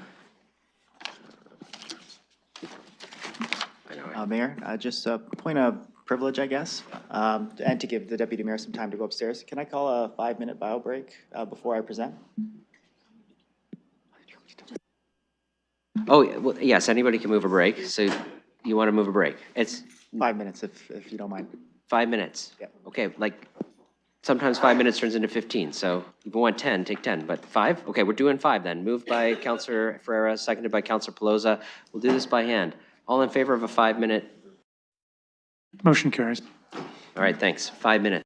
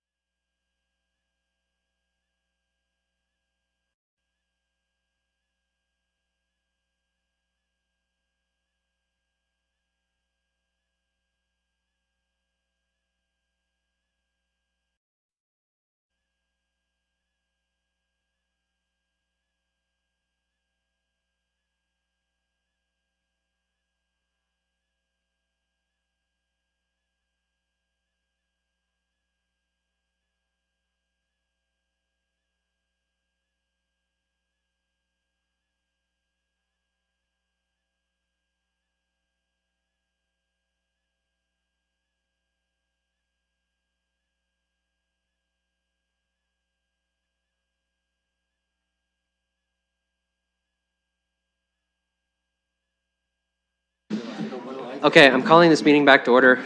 We're done the recess, and the great news is not only did Councillor Ferreira deliver us a recess, but he gets to deliver us the next report, which is the fourth report of the Community and Protective Services Committee. I'll turn it over to you. Thank you, Mayor. Pleasure to give the fourth report of the Community and Protective Services Committee. I have one poll request, that's item 12. So I would be willing, if there's no other polls, to move the other items 1 through 11 and 13. All right, would anybody like anything else aside from 12 dealt with separately? So 12's pulled. Nothing else? Okay. So you're putting 1 through 13 with the exception of 12 on the floor? That's correct. Okay. Any discussion on those items? Go ahead, Councillor Pribble. Thank you, and through the chair to the staff. One of my favorite reports is 7.2.6 Parks and Recreation Annual Plan. And I want to thank our staff. I'm always proud of these numbers because this is the quality of life delivering us to the Londoners. I think it's we are having through these initiatives, we are having a healthier community. And again, if I look at the KPIs, levels of satisfactions and the highlights, thank you to the entire team. Thank you very much. Any other speakers to the full set of, with the exception of 12, of course, what's on the floor? Okay, then we're going to open that for voting. This is 1 through 12.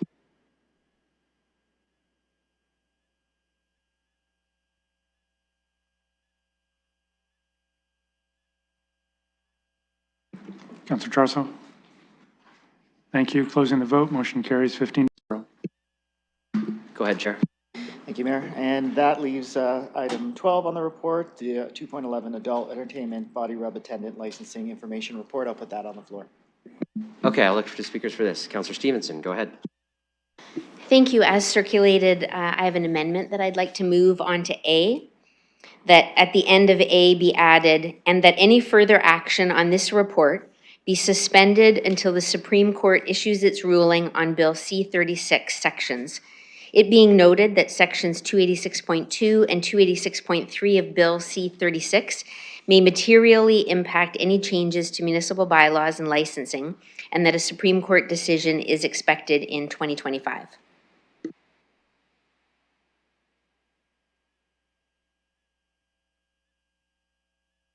Just 1 second, Councillor.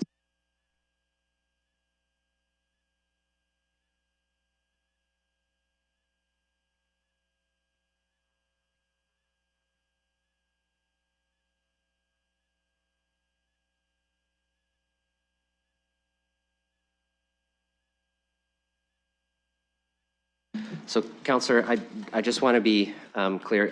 I think you ended up submitting 2 motions to the clerks. They weren't really sure which one you put on.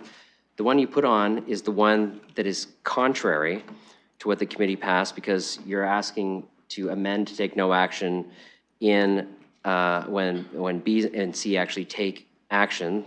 So I think what they also anticipated doing was referring the whole thing for the same reasons. And I'm just trying to get clarification on which one you actually intended to put on the floor, because one is a referral.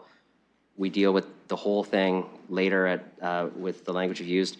But if you're going to try to amend, I'm going to have to rule that as contrary because the whole action from committee is about taking action. And so adding a delay from taking further action would be contrary. So you can refer the whole thing until such time as, but you can't amend it and do that. So I'm only going back to you because you submitted 2 things. I just want to be absolutely clear on the difference between them. I submitted a few things, so I think the other one was on something else. I didn't submit anything specifically on this one other than my submission, but I'm happy to do a referral until the Supreme Court ruling.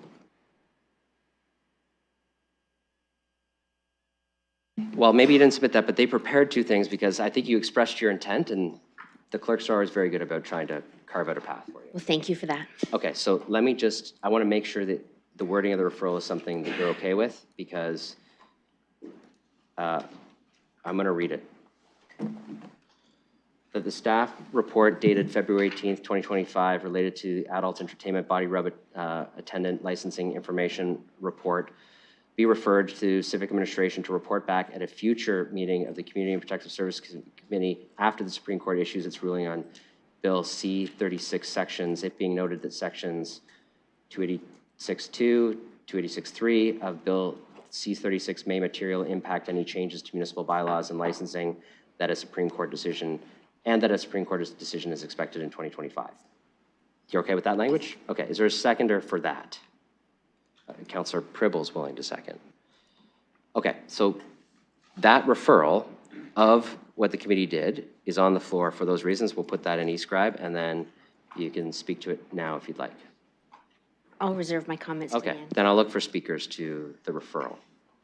Councillor Rahman, go ahead. Thank you. Through you, is a referral amendable for the reasons provided? Yes, a referral is amendable. Thank you. I'm comfortable with a referral for a number of reasons, but not particularly related to a decision of the Supreme Court of which I've not had any legal perspective provided by our legal counsel. So I'm comfortable with a referral. I would like to hear, I did hear committee, from a number of organizations through letters, as well as the conversation at that committee around some concerns, specifically from women's organizations in the city as well, around their involvement in the process so far. So I do think for a number of reasons I'd like to refer it, but not specifically tied to what the Supreme Court decision is. So I'd like to amend it to remove that reference and just refer it. Give me 1 second.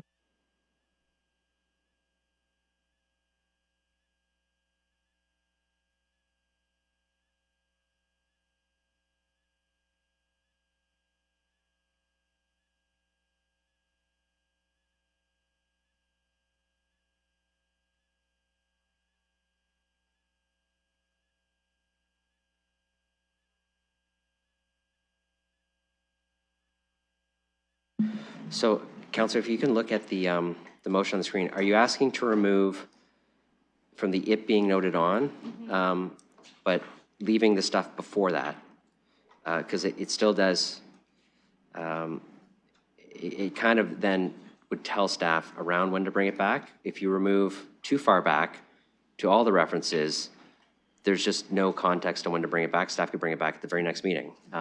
So I'm wondering where you want the break, because I can amend it to delete a portion of it, or I can amend it to change a portion of it, but I guess I just need a little more context on how you want that divided, because I think what we don't want to do, if I understand your intent, is remove it so far back that staff just bring it back to the next CPSC. Thank you. I'm trying to find a path, so I'm hoping that the clerks might be able to help me on this, so that the referral back to our staff is so that we can be provided legal perspective to begin with, because we're tying it to a Supreme Court and to Bill C-36, and I personally just do not have enough perspective on this to say whether or not we need to be tying the bylaw up around this item. So I just want more clarity. And so if I can tie it to going back to committee so that we can, at a future meeting, receive legal information on this, I think that that would help from my perspective, that would be very helpful. I also, like I said, there were a number of other reasons why I would refer it. And I'm happy to work with, to have staff provide to us what they believe is the correct timeline. I know they have a lot on their plate. I don't want to say at the next meeting. I'm happy with, a few meetings from now or next quarter. I'm not really seeing this as an urgent matter that needs to come back expeditiously. Give me 1 second.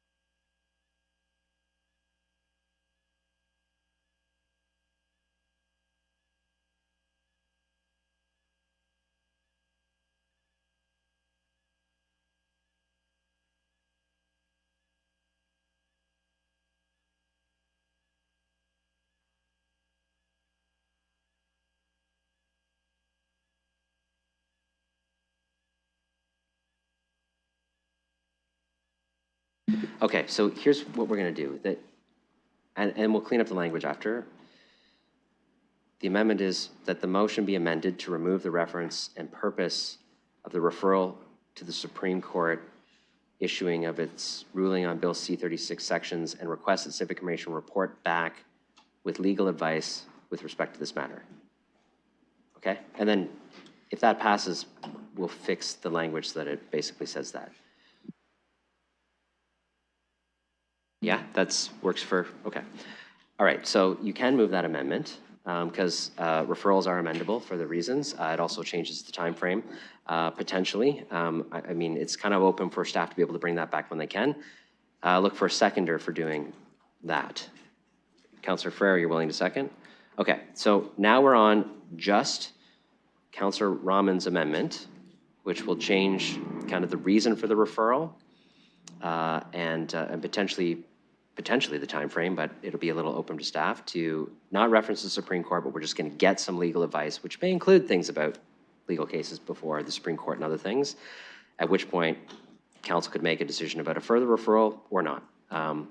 But that's what the amendment does. We're only speaking to the amendment right now. Do you want to, I just want to give Councillor Rahman, now that she's got on the floor, any sort of ability to speak to it now, or you want to wait? Okay. Councillor Trossau, go ahead. Yes, through the chair, I'm going to oppose this amendment. I'm going to oppose the referral.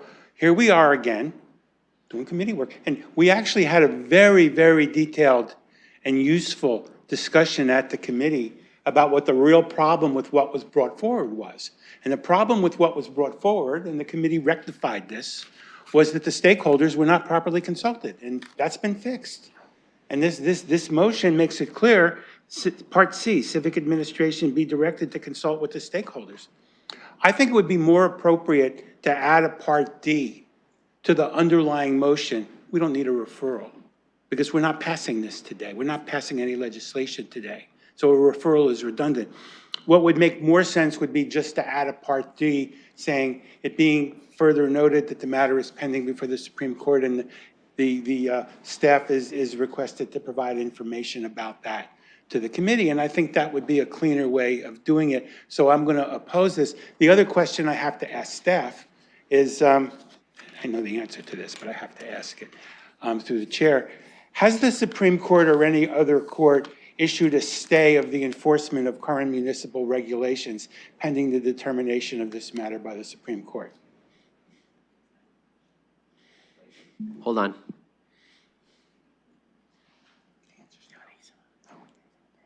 Which means it's in effect until it's overturned.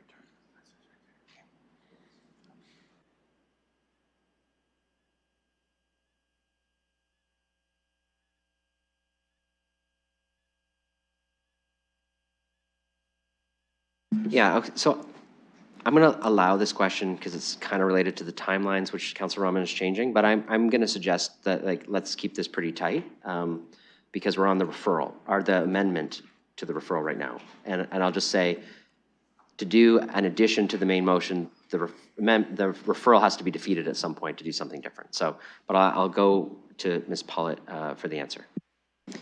Thank you, and through you, I don't believe the Supreme Court has issued any stay at this point. Councillor Trossau. Thank you, and my understanding is that's correct. So the current status quo is in effect. And basically, by not taking action on this until there's a Supreme Court decision is tantamount to us sort of issuing our own preliminary injunction against the regime that courts have had the opportunity to issue a preliminary injunction against and haven't done so. I don't want to get into that level of detailed legalism. I want to keep this simple. And the reason why I want to keep this simple is we sorted through this for a long time at the committee.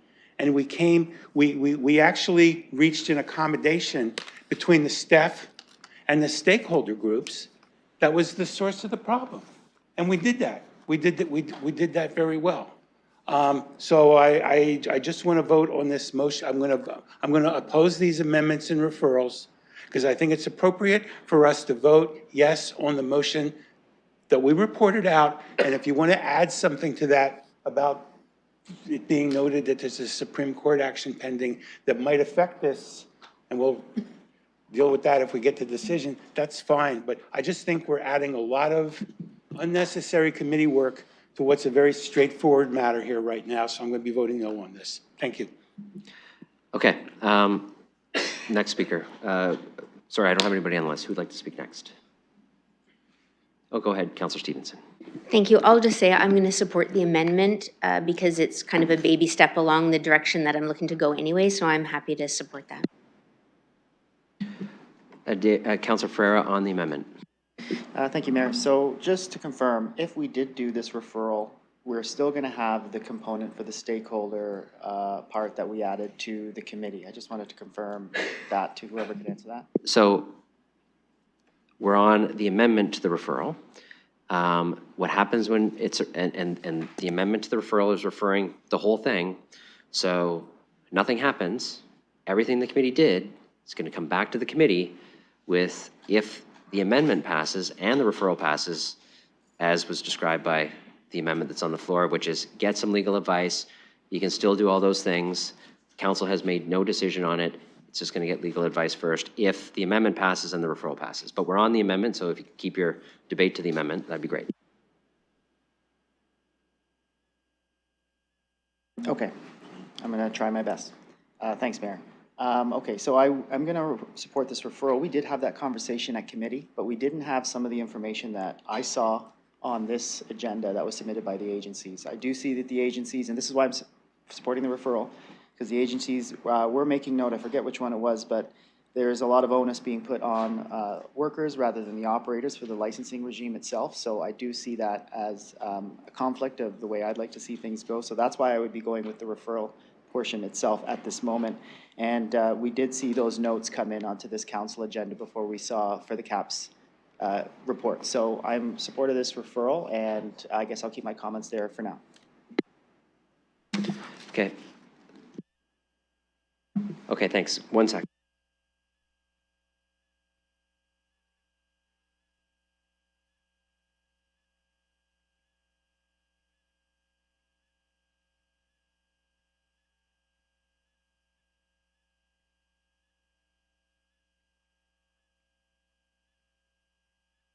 All right, other speakers. Sorry, Councillor Pelosi, did you have your hand up? Or no? This is on the amendment. Okay. Anybody else on Councillor Rahman's amendment? You can still talk on the other things. Okay, let's vote on the amendment then.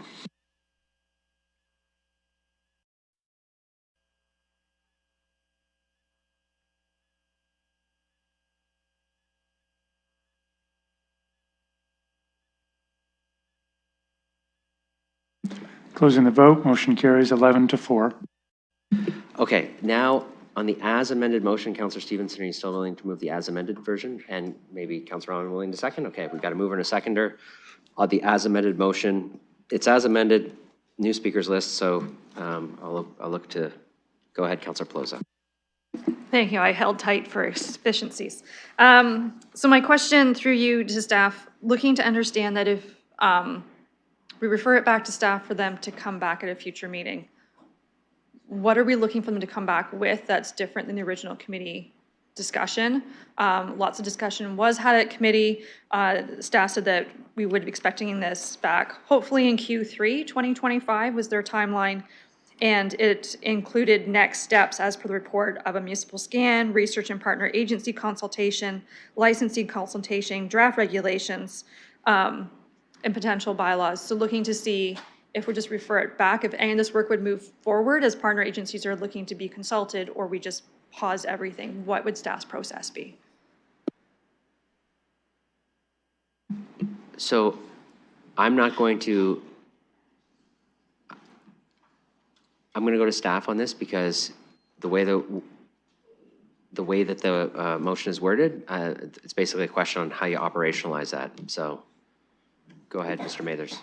Through the chair. So it was always the intention that as we move forward that we would be engaging with all of the pertinent communities and ensuring that we have that feedback and as we move forward. So if this is passed as read there, we'd be looking for a report that comes back that highlights some of those legal implications and give some a little more feedback from that respect. And then we would, from there, after we have some council confirmation on how they would like us to proceed, then we would start that engagement in earnest as well. So it was always a significant part of the work to be able to have that engagement piece. Okay, thank you for that. My understanding is those are sounding very similar of what would be done in this referral process coming up to year's end. I think I could be fine either way. Because for me, it was the big part to making sure that the partner agencies who do this work in the city was consulted, which I did have a phone call with them, or at least one of them, recognizing some of their letters state, I'm confused to the point of why a recommendation report would go to this committee without first consulting with ANOVA and our partners in this important work. I'd explained to another service provider that it was to get council direction of if we're interested in investing time and resources in looking at this problem. I said that the report also notes that this bylaw and requirements also already in effect in other Ontario municipalities for licensing body rub parlors. And I said, I believe part of staff's work would be to reaching out to other partner agencies in the municipal scan and being like, did it work? Did it have an effect? Is it doing what you want? I said, which also give them an opportunity to reach out to their partner agencies to have a conversation. So I really am fine because it sounds like referral or not, staff's still going to do the work as laid out in the report, and it's still not going to come back until late fall at the earliest.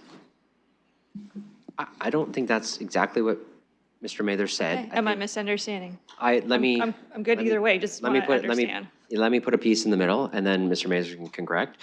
What we're doing now is all the directions the committee suggested, including the engagement piece, that's on hold because we're going to have our solicitor come back and give us some legal advice with respect to the matter.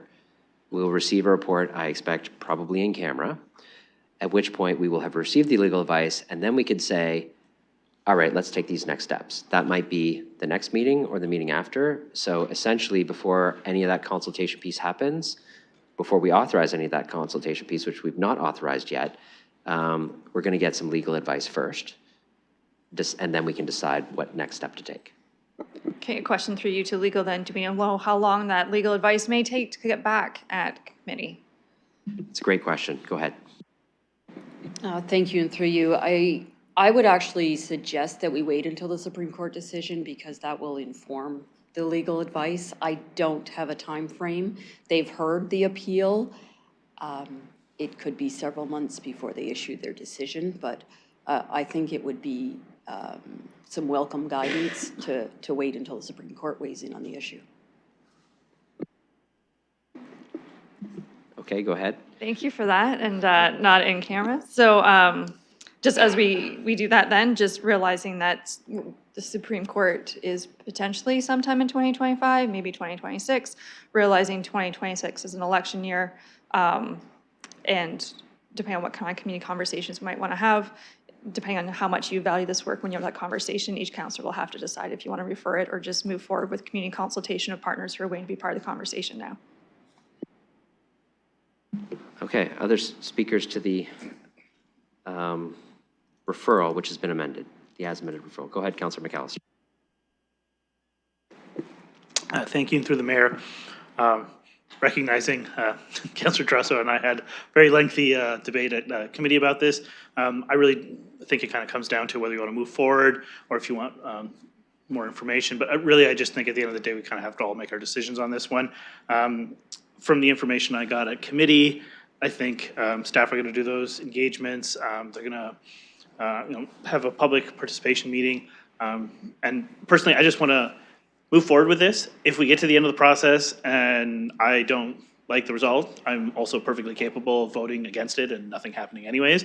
I know it sounds like a lot of work to do nothing, but I think we have to kind of follow through the process. And I understand where everyone's coming from in terms of wanting the Supreme Court ruling, but I also think we have the ability to do the engagement, even if the Supreme Court, make a ruling. Obviously, the legal stuff is outside of our control, but I'm interested to have the engagement component, hear from our partner organizations, allow the public to weigh in, because for me, that is a big determining factor in, how I make decisions.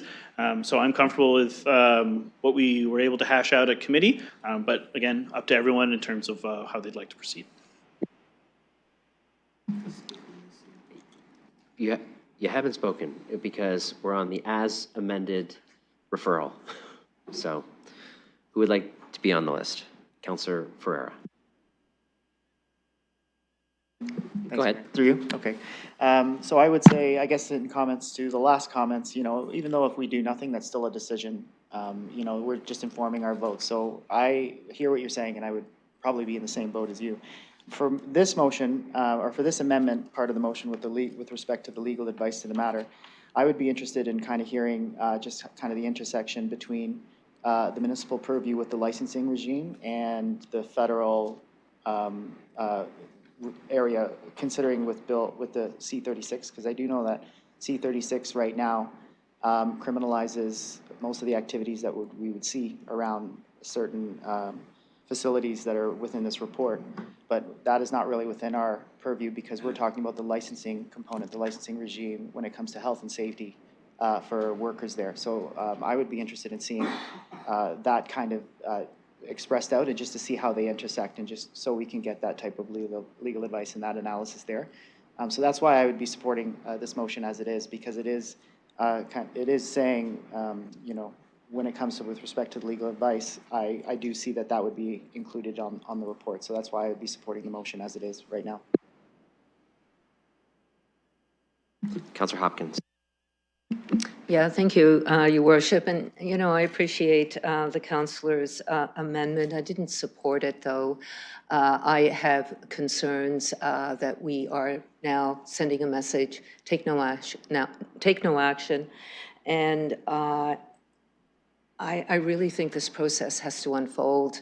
And I do appreciate the comment that if this does fail, bringing forward the motion from committee and adding a D clause to take a look at the Supreme Court issue and information coming back to us.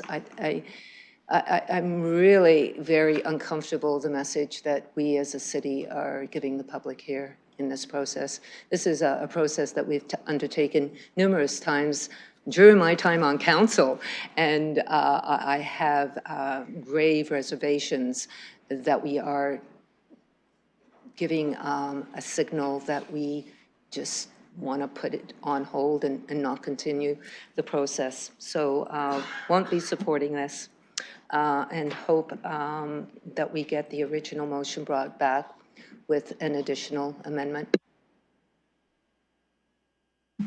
Other speakers? Go ahead, Councillor Trossau. Thank you, and through the chair, without repeating too much of what I've already said, my main concern, and I want to do this as soon as possible, is to get the stakeholder groups in here and talk to us about what their concerns and needs are. That's my motivation here, and I don't care how we get there. I don't care how we get there. But I just feel as if we're going through a lot of procedural issues, undoing some really good work that was done at the committee. Why do we go to committees? Can we just not go to committees and do it at council? I'll withdraw that. Thank you. So I'm gonna vote against this amendment. I think the intention of the committee is really clear. First and foremost, our concern are the stakeholder groups and what their opinions are, and I do not want to put their opinion off. We don't know what the Supreme Court's going to say, and until the Supreme Court says what the Supreme Court says, it's not the law. And I still want to hear what these stakeholder groups have to say, because who knows what the Supreme Court's going to say? They may leave the municipalities with some discretion, and I don't want to have to come back during the election year and have another discussion about why it's really important to hear what ANOVA, and I just want to hear what the stakeholders have to say. I think I'm just repeating myself too much, so rather than run down my 5 minutes, I think I'll sit down. Thank you. Thank you, Councillor. I'll go to Councillor Stevenson next. Well, thank you. I just heard something there, and I'd maybe like clarification. Until the Supreme Court rules, the law is the law, correct? It's not that we don't, it's not the law, it is the law until the Supreme Court says differently. I just want to be sure I'm correct on that. Go ahead. Yes, that's correct. Okay, thank you. So limited understanding of this is there's very polarized views on this topic, but the law is the law until it changes. So, and again, my limited understanding of this is as a municipality, we must uphold the current laws until they're changed. And so I think it's really, really important, despite what other cities may or may not have done and the timing of it and all that kind of thing, to be sure that before we venture into this area, we get some legal advice on it. And before we start, nothing's stopping us from engaging with the stakeholders right now. All of us could talk to them and get their views and do all of that. We don't need this to pass in order to start that engagement. Now, some of them, so I'm going to support this referral because I think that we need to be very, very sure that we're on solid ground before we move forward. And that's all I want to do, is get that okay, and then, you know, as per the committee, we can move forward. Other speakers who haven't spoken yet? Okay, so we're now voting on the referral, which was amended. So what happens if we pass this is it's going to come back to a future Community and Protective Services Committee with legal advice with respect to this matter. Everything the committee did is attached to that and can be decided upon after that advice is received. That's what we're voting on. Okay, we're going to open that for voting.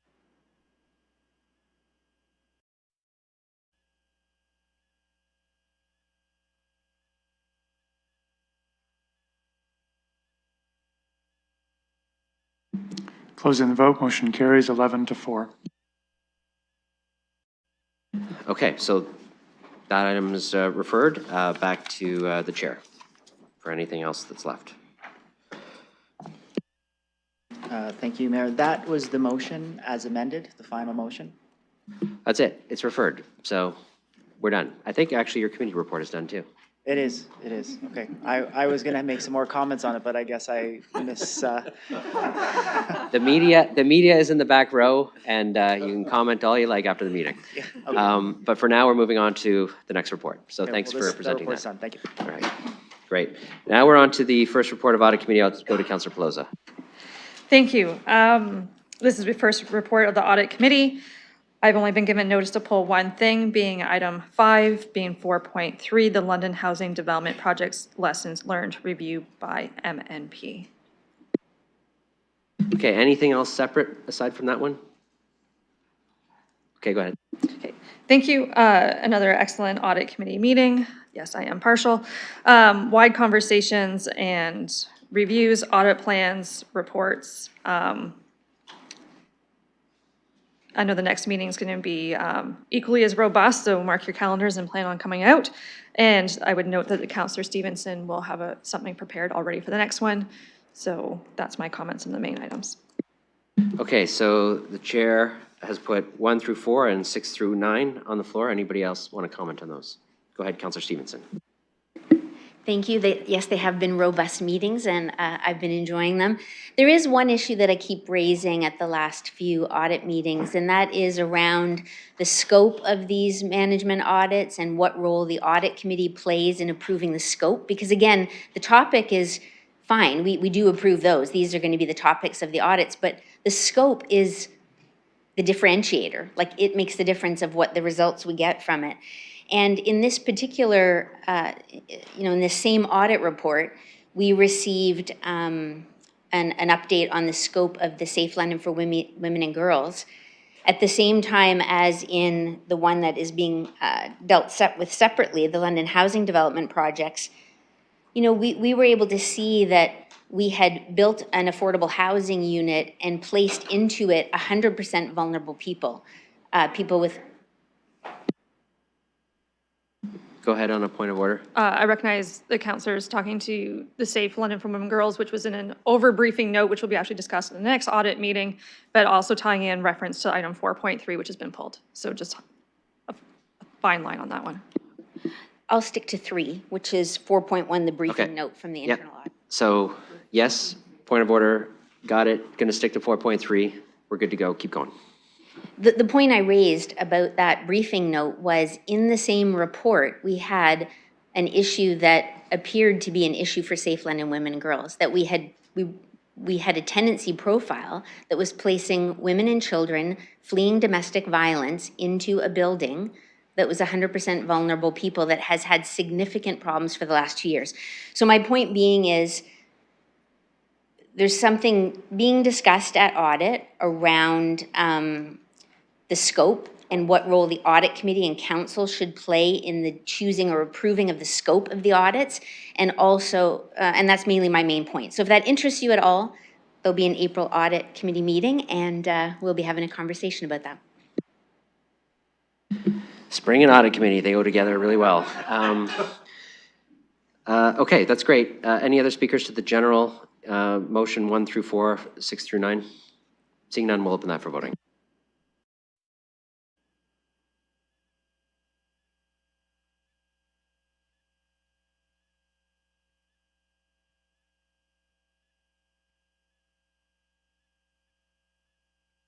Councillor Van Meerbergen.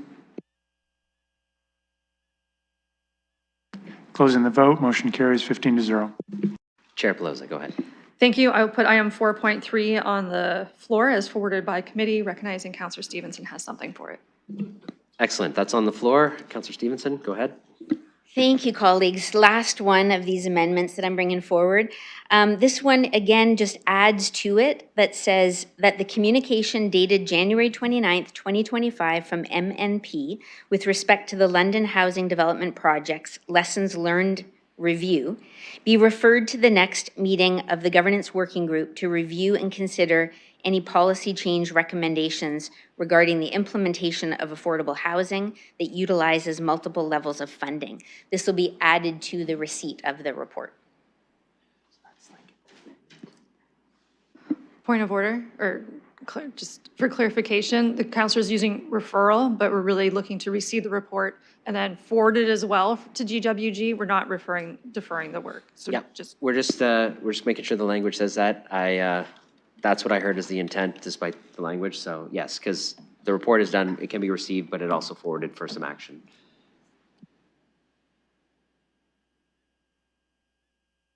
Yep, that's the wording we've got, received and referred. So is there a seconder for that? Yes, go ahead, Deputy Mayor. Discussion on the referral, which the language will be up on the screen in just a moment. Okay, anyone else? Go ahead, Deputy Mayor. Thank you, Your Worship. So I think the GWG group is fun too. I may be biased chairing that group, but I think that this is absolutely something that could be forwarded there for some discussion and review of some of our current policies. And, you know, now I will put my LMCH hat on for a moment. The difference in terms of how 122 baseline came to be versus how we took lessons from that and they were implemented on Sylvan Street, night and day in terms of the success of those two buildings. One has been a challenge, one has been running very, very smoothly. But I think from those lessons, we can take a look at our own policies as they relate to the city, because of course, 122 baseline, well, both properties actually had funding involvement from both levels of government, as well as criteria imposed by both levels of government. And I think that it is worthy of a discussion ourselves as to whether we want to provide some policy direction to staff around how we engage when those multi-level funding opportunities come forward. Because sometimes the criteria that is being directed by a senior level of government may not actually align properly with the goals in our strategic plan or the goals in some of our planning initiatives, some of our affordable housing initiatives, as we've seen with how the tenant placement at baseline rolled out versus how it rolled out later at Sylvan Street. So I think this is worthy of going to governance working group and having our committee clerk pull together the current policies and giving them a look over and seeing if there's anything that we want to bring back to the committee in the future to consider change. Okay, we got others who want to speak. So Councillor Trosow and then Councillor Hopkins. That makes a lot of sense. My only question is, why would that not go to Oh, this is for the clerk, I guess, through the chair. Why would that not go to CAPS or SPPC? Why would that go to governance? It sounds like we're making substantive rules. And I'm not saying I'm opposed to that, but is this the right place for it? I don't know. So I will answer that. The reason why I can go to GWG is council can send anything to GWG, and in the duties of GWG, there's a line that says, and to meet as needed, as a needed basis to consider specific matters put before them to municipal council. So it's been given a very broad mandate as a discussion group to clear the runway for some discussion without all the procedural rules of a standing committee. We can send things there. They can come back out through a committee process for decision-making, but it's, we can basically send anything there that we want broad-based discussion without the as restrictive rules of order to do so with. So it's perfectly allowed. Thank you. Councillor Hopkins. Yeah, happy to support this motion going forward to Governance Working Group. And as we know, Governance Working Group always reports to SPPC for further conversations as well. Looking forward to receiving the calendar for the Governance Working Group as well, since I'm not sure if we've got any dates planned for this year. Thank you. And Councillor Frank. Thank you, yes. And given that 122 baseline's in my ward, I'm happy to have this discussion, and I sit on governance working groups, so it's kind of nice and convenient. I am wondering if it's possible to have that meeting then televised, just because I do have a lot of residents who are following this quite closely, and they'd be interested in any policy decisions that we might change.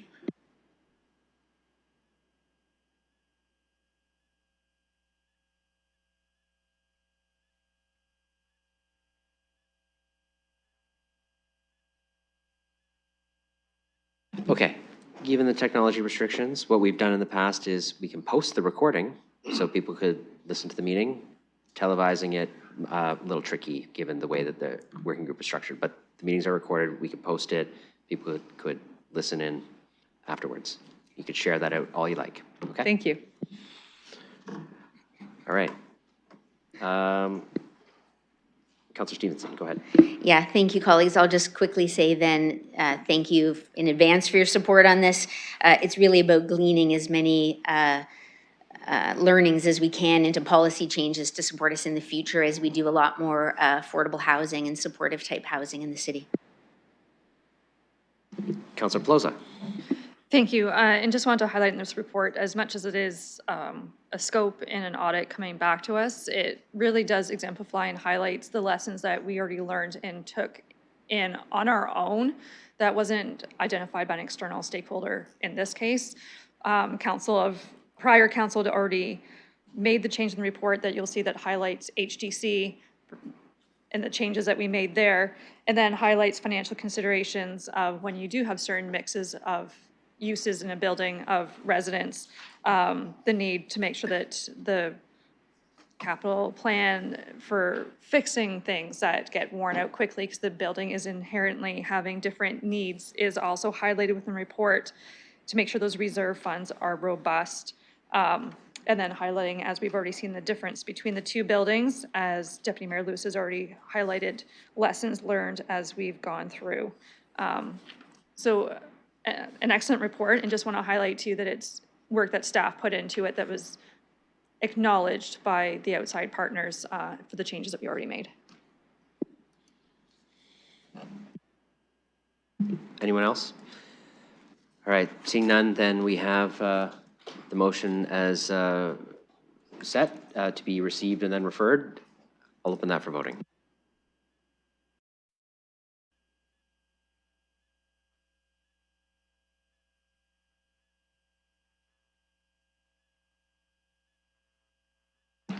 Closing the vote, motion carries 15-0.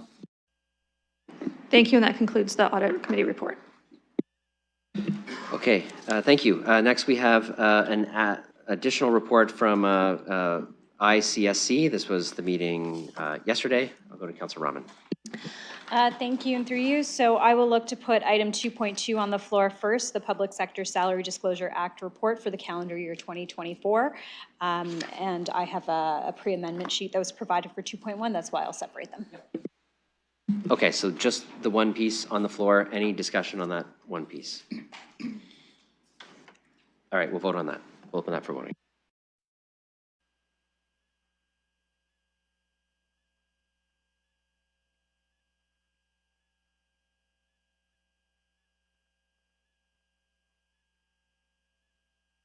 Closing the vote, motion carries 15-0.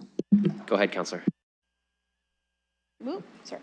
Thank you. I'll look to put item 2.1 on the floor, and an amendment sheet was circulated to everyone with just an update to the remuneration and expense for elected appointed officials, and that's specific to the rationale around the Middlesex London Paramedic Service Authority Board correcting their expenses.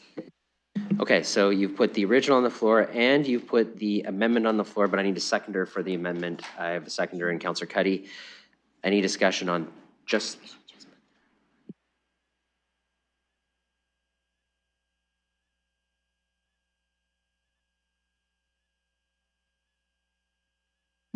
Okay.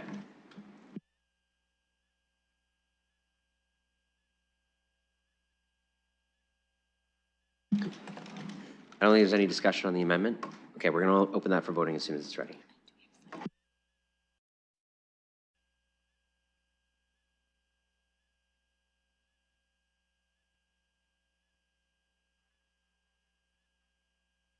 So this, as long as it says motion amended to read. So this will be what the new motion reads.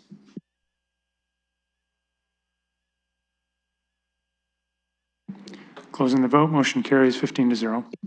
Okay. Thank you. That concludes my report. Well, actually, you're going to move the as amended motion. I'm moving the added And I as need a amended. seconder for the as amended motion. Councillor Cuddy, any discussion on the as amended motion?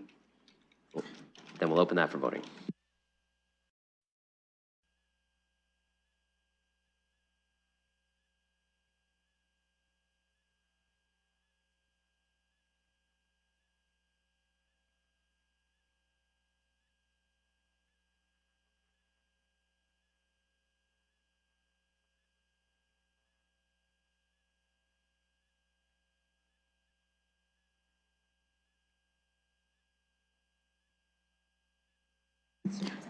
Councillor Ferreira? Thank you. Closing the vote, motion carries 15-0. Thank you.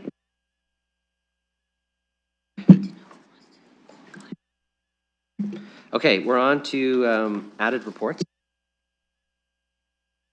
Okay, Councillor Lehman, I think you just have a progress to report. Thank you. I'm going to report out of our closed session. Progress was made with respect to items 4.1, 4.2, and 4.3 as noted on the public agenda. 6.1/4/ICSC, 6,1/4/CPSC, and 6.1/3/SPPC.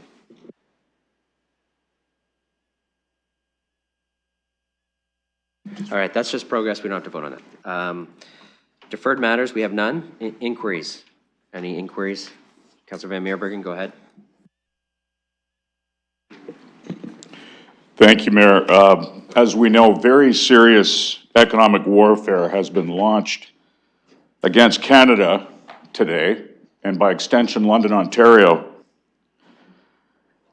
I'd like to inquire of the mayor if he could perhaps recap the measures and initiatives that London is taking, the City of London, to mitigate this situation and indeed combat it to the degree possible that we can, as well as any new initiatives that may have come up since the last report we had. Thank you. I'm going to turn over the chair to answer an inquiry. I'll turn it over to Deputy Mayor Lewis. Thank you. I have the chair and recognize Mayor Morgan. Well, I thank you for the question. I'm happy to respond. First off, I will be very clear. This is a really critical time for our city and our country. Like, this is essentially the declaration of a trade war against Canada, which includes London, Ontario, and we will be absolutely impacted by it. A recap of the actions that we have taken and will continue to take. I'm happy to provide that as brief as I possibly can.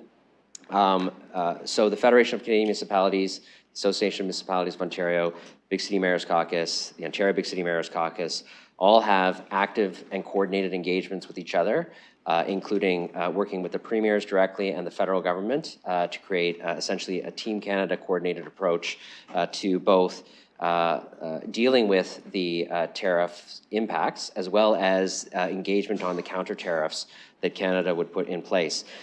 This has included a number of items, including direct engagements with U.S. congressmen, senators, the White House, the U.S. Conference of Mayors, the National League of Cities, the Association of Counties in the U.S. I personally traveled to Washington with the premiers and representatives from FCM and engaged with all of those groups.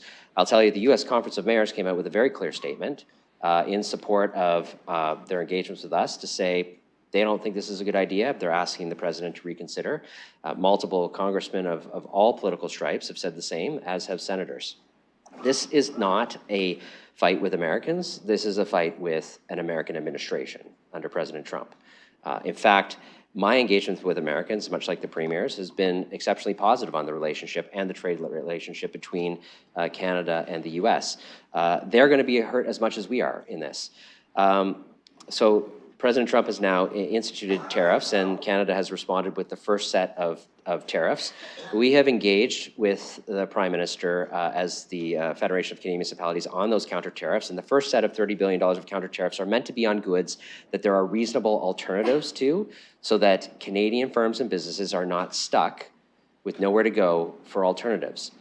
Second round of tariffs that will come in, should this proceed, will be more challenging and difficult. But one of the engagements we continue to have is with the federal government to ensure that if counter tariffs are coming, that we try to minimize the impacts on Canadian businesses. In other words, it does not make a lot of sense to tariff something that we have to go and buy from the US anyways, because we're simply just charging our own municipalities, our own businesses, our own consumers more. That has been a consistent viewpoint of the mayors, and that has been a message that has been well received and well heard. What we're doing locally, I did have a meeting of economic development agencies, major procurers, and representatives from significant industries come together after I traveled to Washington, and we met and we discussed some high-level impacts that they were feeling. This is before the tariffs came into play. It is my intention to announce later this week essentially an economic task force group that will include a rapid reaction group of key players within the city, the purpose of which is to take quick and immediate action to flow information very quickly to our federal and provincial partners, so that as we are gathering information on the ground and as things change quickly, we can react very quickly. Obviously, we will do much wider engagement, and each and every member of council has a really important role to play in the engagement here. We are all talking to our residents, we're all talking to our businesses, and we need to know the on-the-ground impacts of how this is happening. We also need to know information about the non-starter counter tariffs that will impact our businesses negatively. We cannot control the way Americans are tariffing us, but we can try to influence the Canadian counter tariffs to ensure that we try to minimize the impact. Because remember, an American tariff on Canadian goods is a tax on Americans. A counter tariff is a tax on Canadians, the purpose of which is to shift the supply chain to alternatives to impact American businesses and essentially, try to get a change in the administration's approach. The optimism I have in this is I have never seen levels of government, businesses, not-for-profits, as coordinated and as aligned in our common defense as this has been. I got to go to a reception in Washington that all of the premiers attended. I mean, meeting one premier or two on the same day is interesting. Meeting them all, and all of them relatively unified in the approach, says something about the way that Canada has come together in this. And so there is this resilience that we have created. The ability to respond quickly has been developed, and we have not wasted the last few weeks doing nothing. I announced a couple of things that the Economic Development Corporation and Small Business Center were doing to bolster programs that we know will support local suppliers and local supply chains. Those announcements will continue to happen as we receive more information and as we continue to organize. The other critical piece of this too is we will go to our provincial and federal partners for any sort of stimulus or government support to ensure that areas where we do not have a choice, we will ask for businesses to be shored up. We want municipalities to be shored up for goods that we are forced to buy where, I know I'm getting the wrap up, goods that we are forced to buy that will impact our capital plan. The one thing that we've been very clear about as public sector institutions, local governments, provincial governments, and federal governments is we are taking actions like building roads and sewers and housing that is an important injection into the local economy. If costs go up, we cannot pull back on that, but we will need support from the provincial and federal governments to ensure that we can afford it and we're not just shifting an incredible burden onto taxpayers in a different way. So we are actively engaging on those pieces as well. I'll wrap it up at that. I will say there will be much more to talk about in the days that come, but we were positioning ourselves to act quickly, rapidly, and decisively in alignment with all levels of government on this. Thank you, Mayor Morgan, and I will return the chair to you. All right, I'm going to deem that inquiry answered, and thanks for the extra time. Any other inquiries? Okay. Emergent motions, there are none. We're on to bylaws. So the only bylaws I have separated this time are Councillor McAllister's conflict. Would anybody like anything else separated out? Any other bylaw? Okay.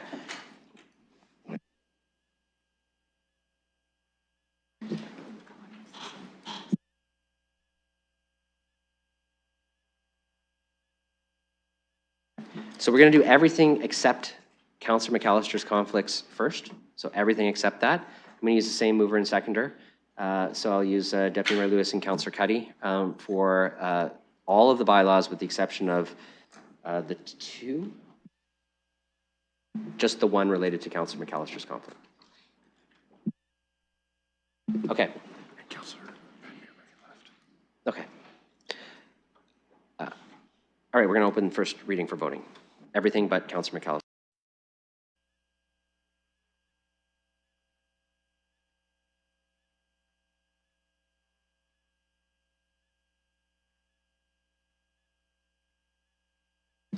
Closing the vote, motion carries 14-0. All right, second reading, same mover and second. Any discussion on second reading of all of the bylaws with the exception of one? Seeing none, we'll open that for voting.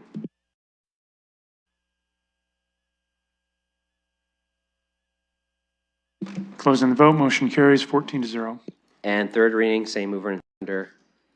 No debate on third reading, so we'll open that for voting.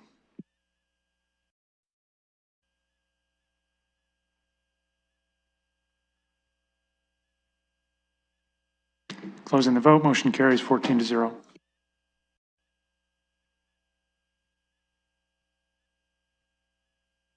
So this is Bill 100. This is the item that Councillor McAllister had a conflict on. I'll need a mover and a seconder for this item. Councillor Hillier and Councillor Frank, was that a stretch or it's a second now? So we'll use you for all three readings. And we'll open that for voting on first reading.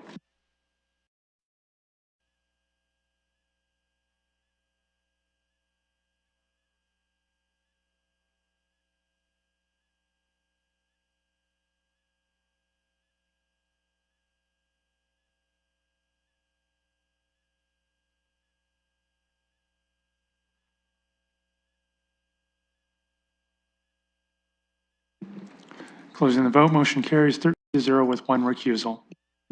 All right, and same mover and seconder for second reading, and we'll open second reading for voting. Oh, any debate on second reading? Okay, we'll open that for voting.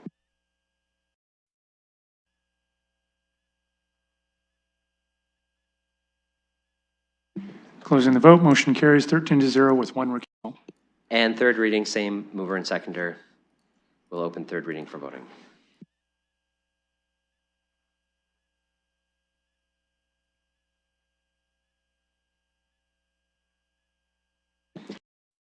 Motion carries 13-0 with one recusal.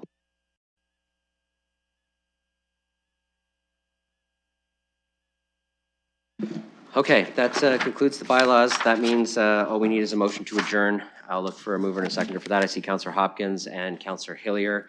All those in favor of adjournment by hand? That motion carries. Okay, we're adjourned. Thank you for your time today.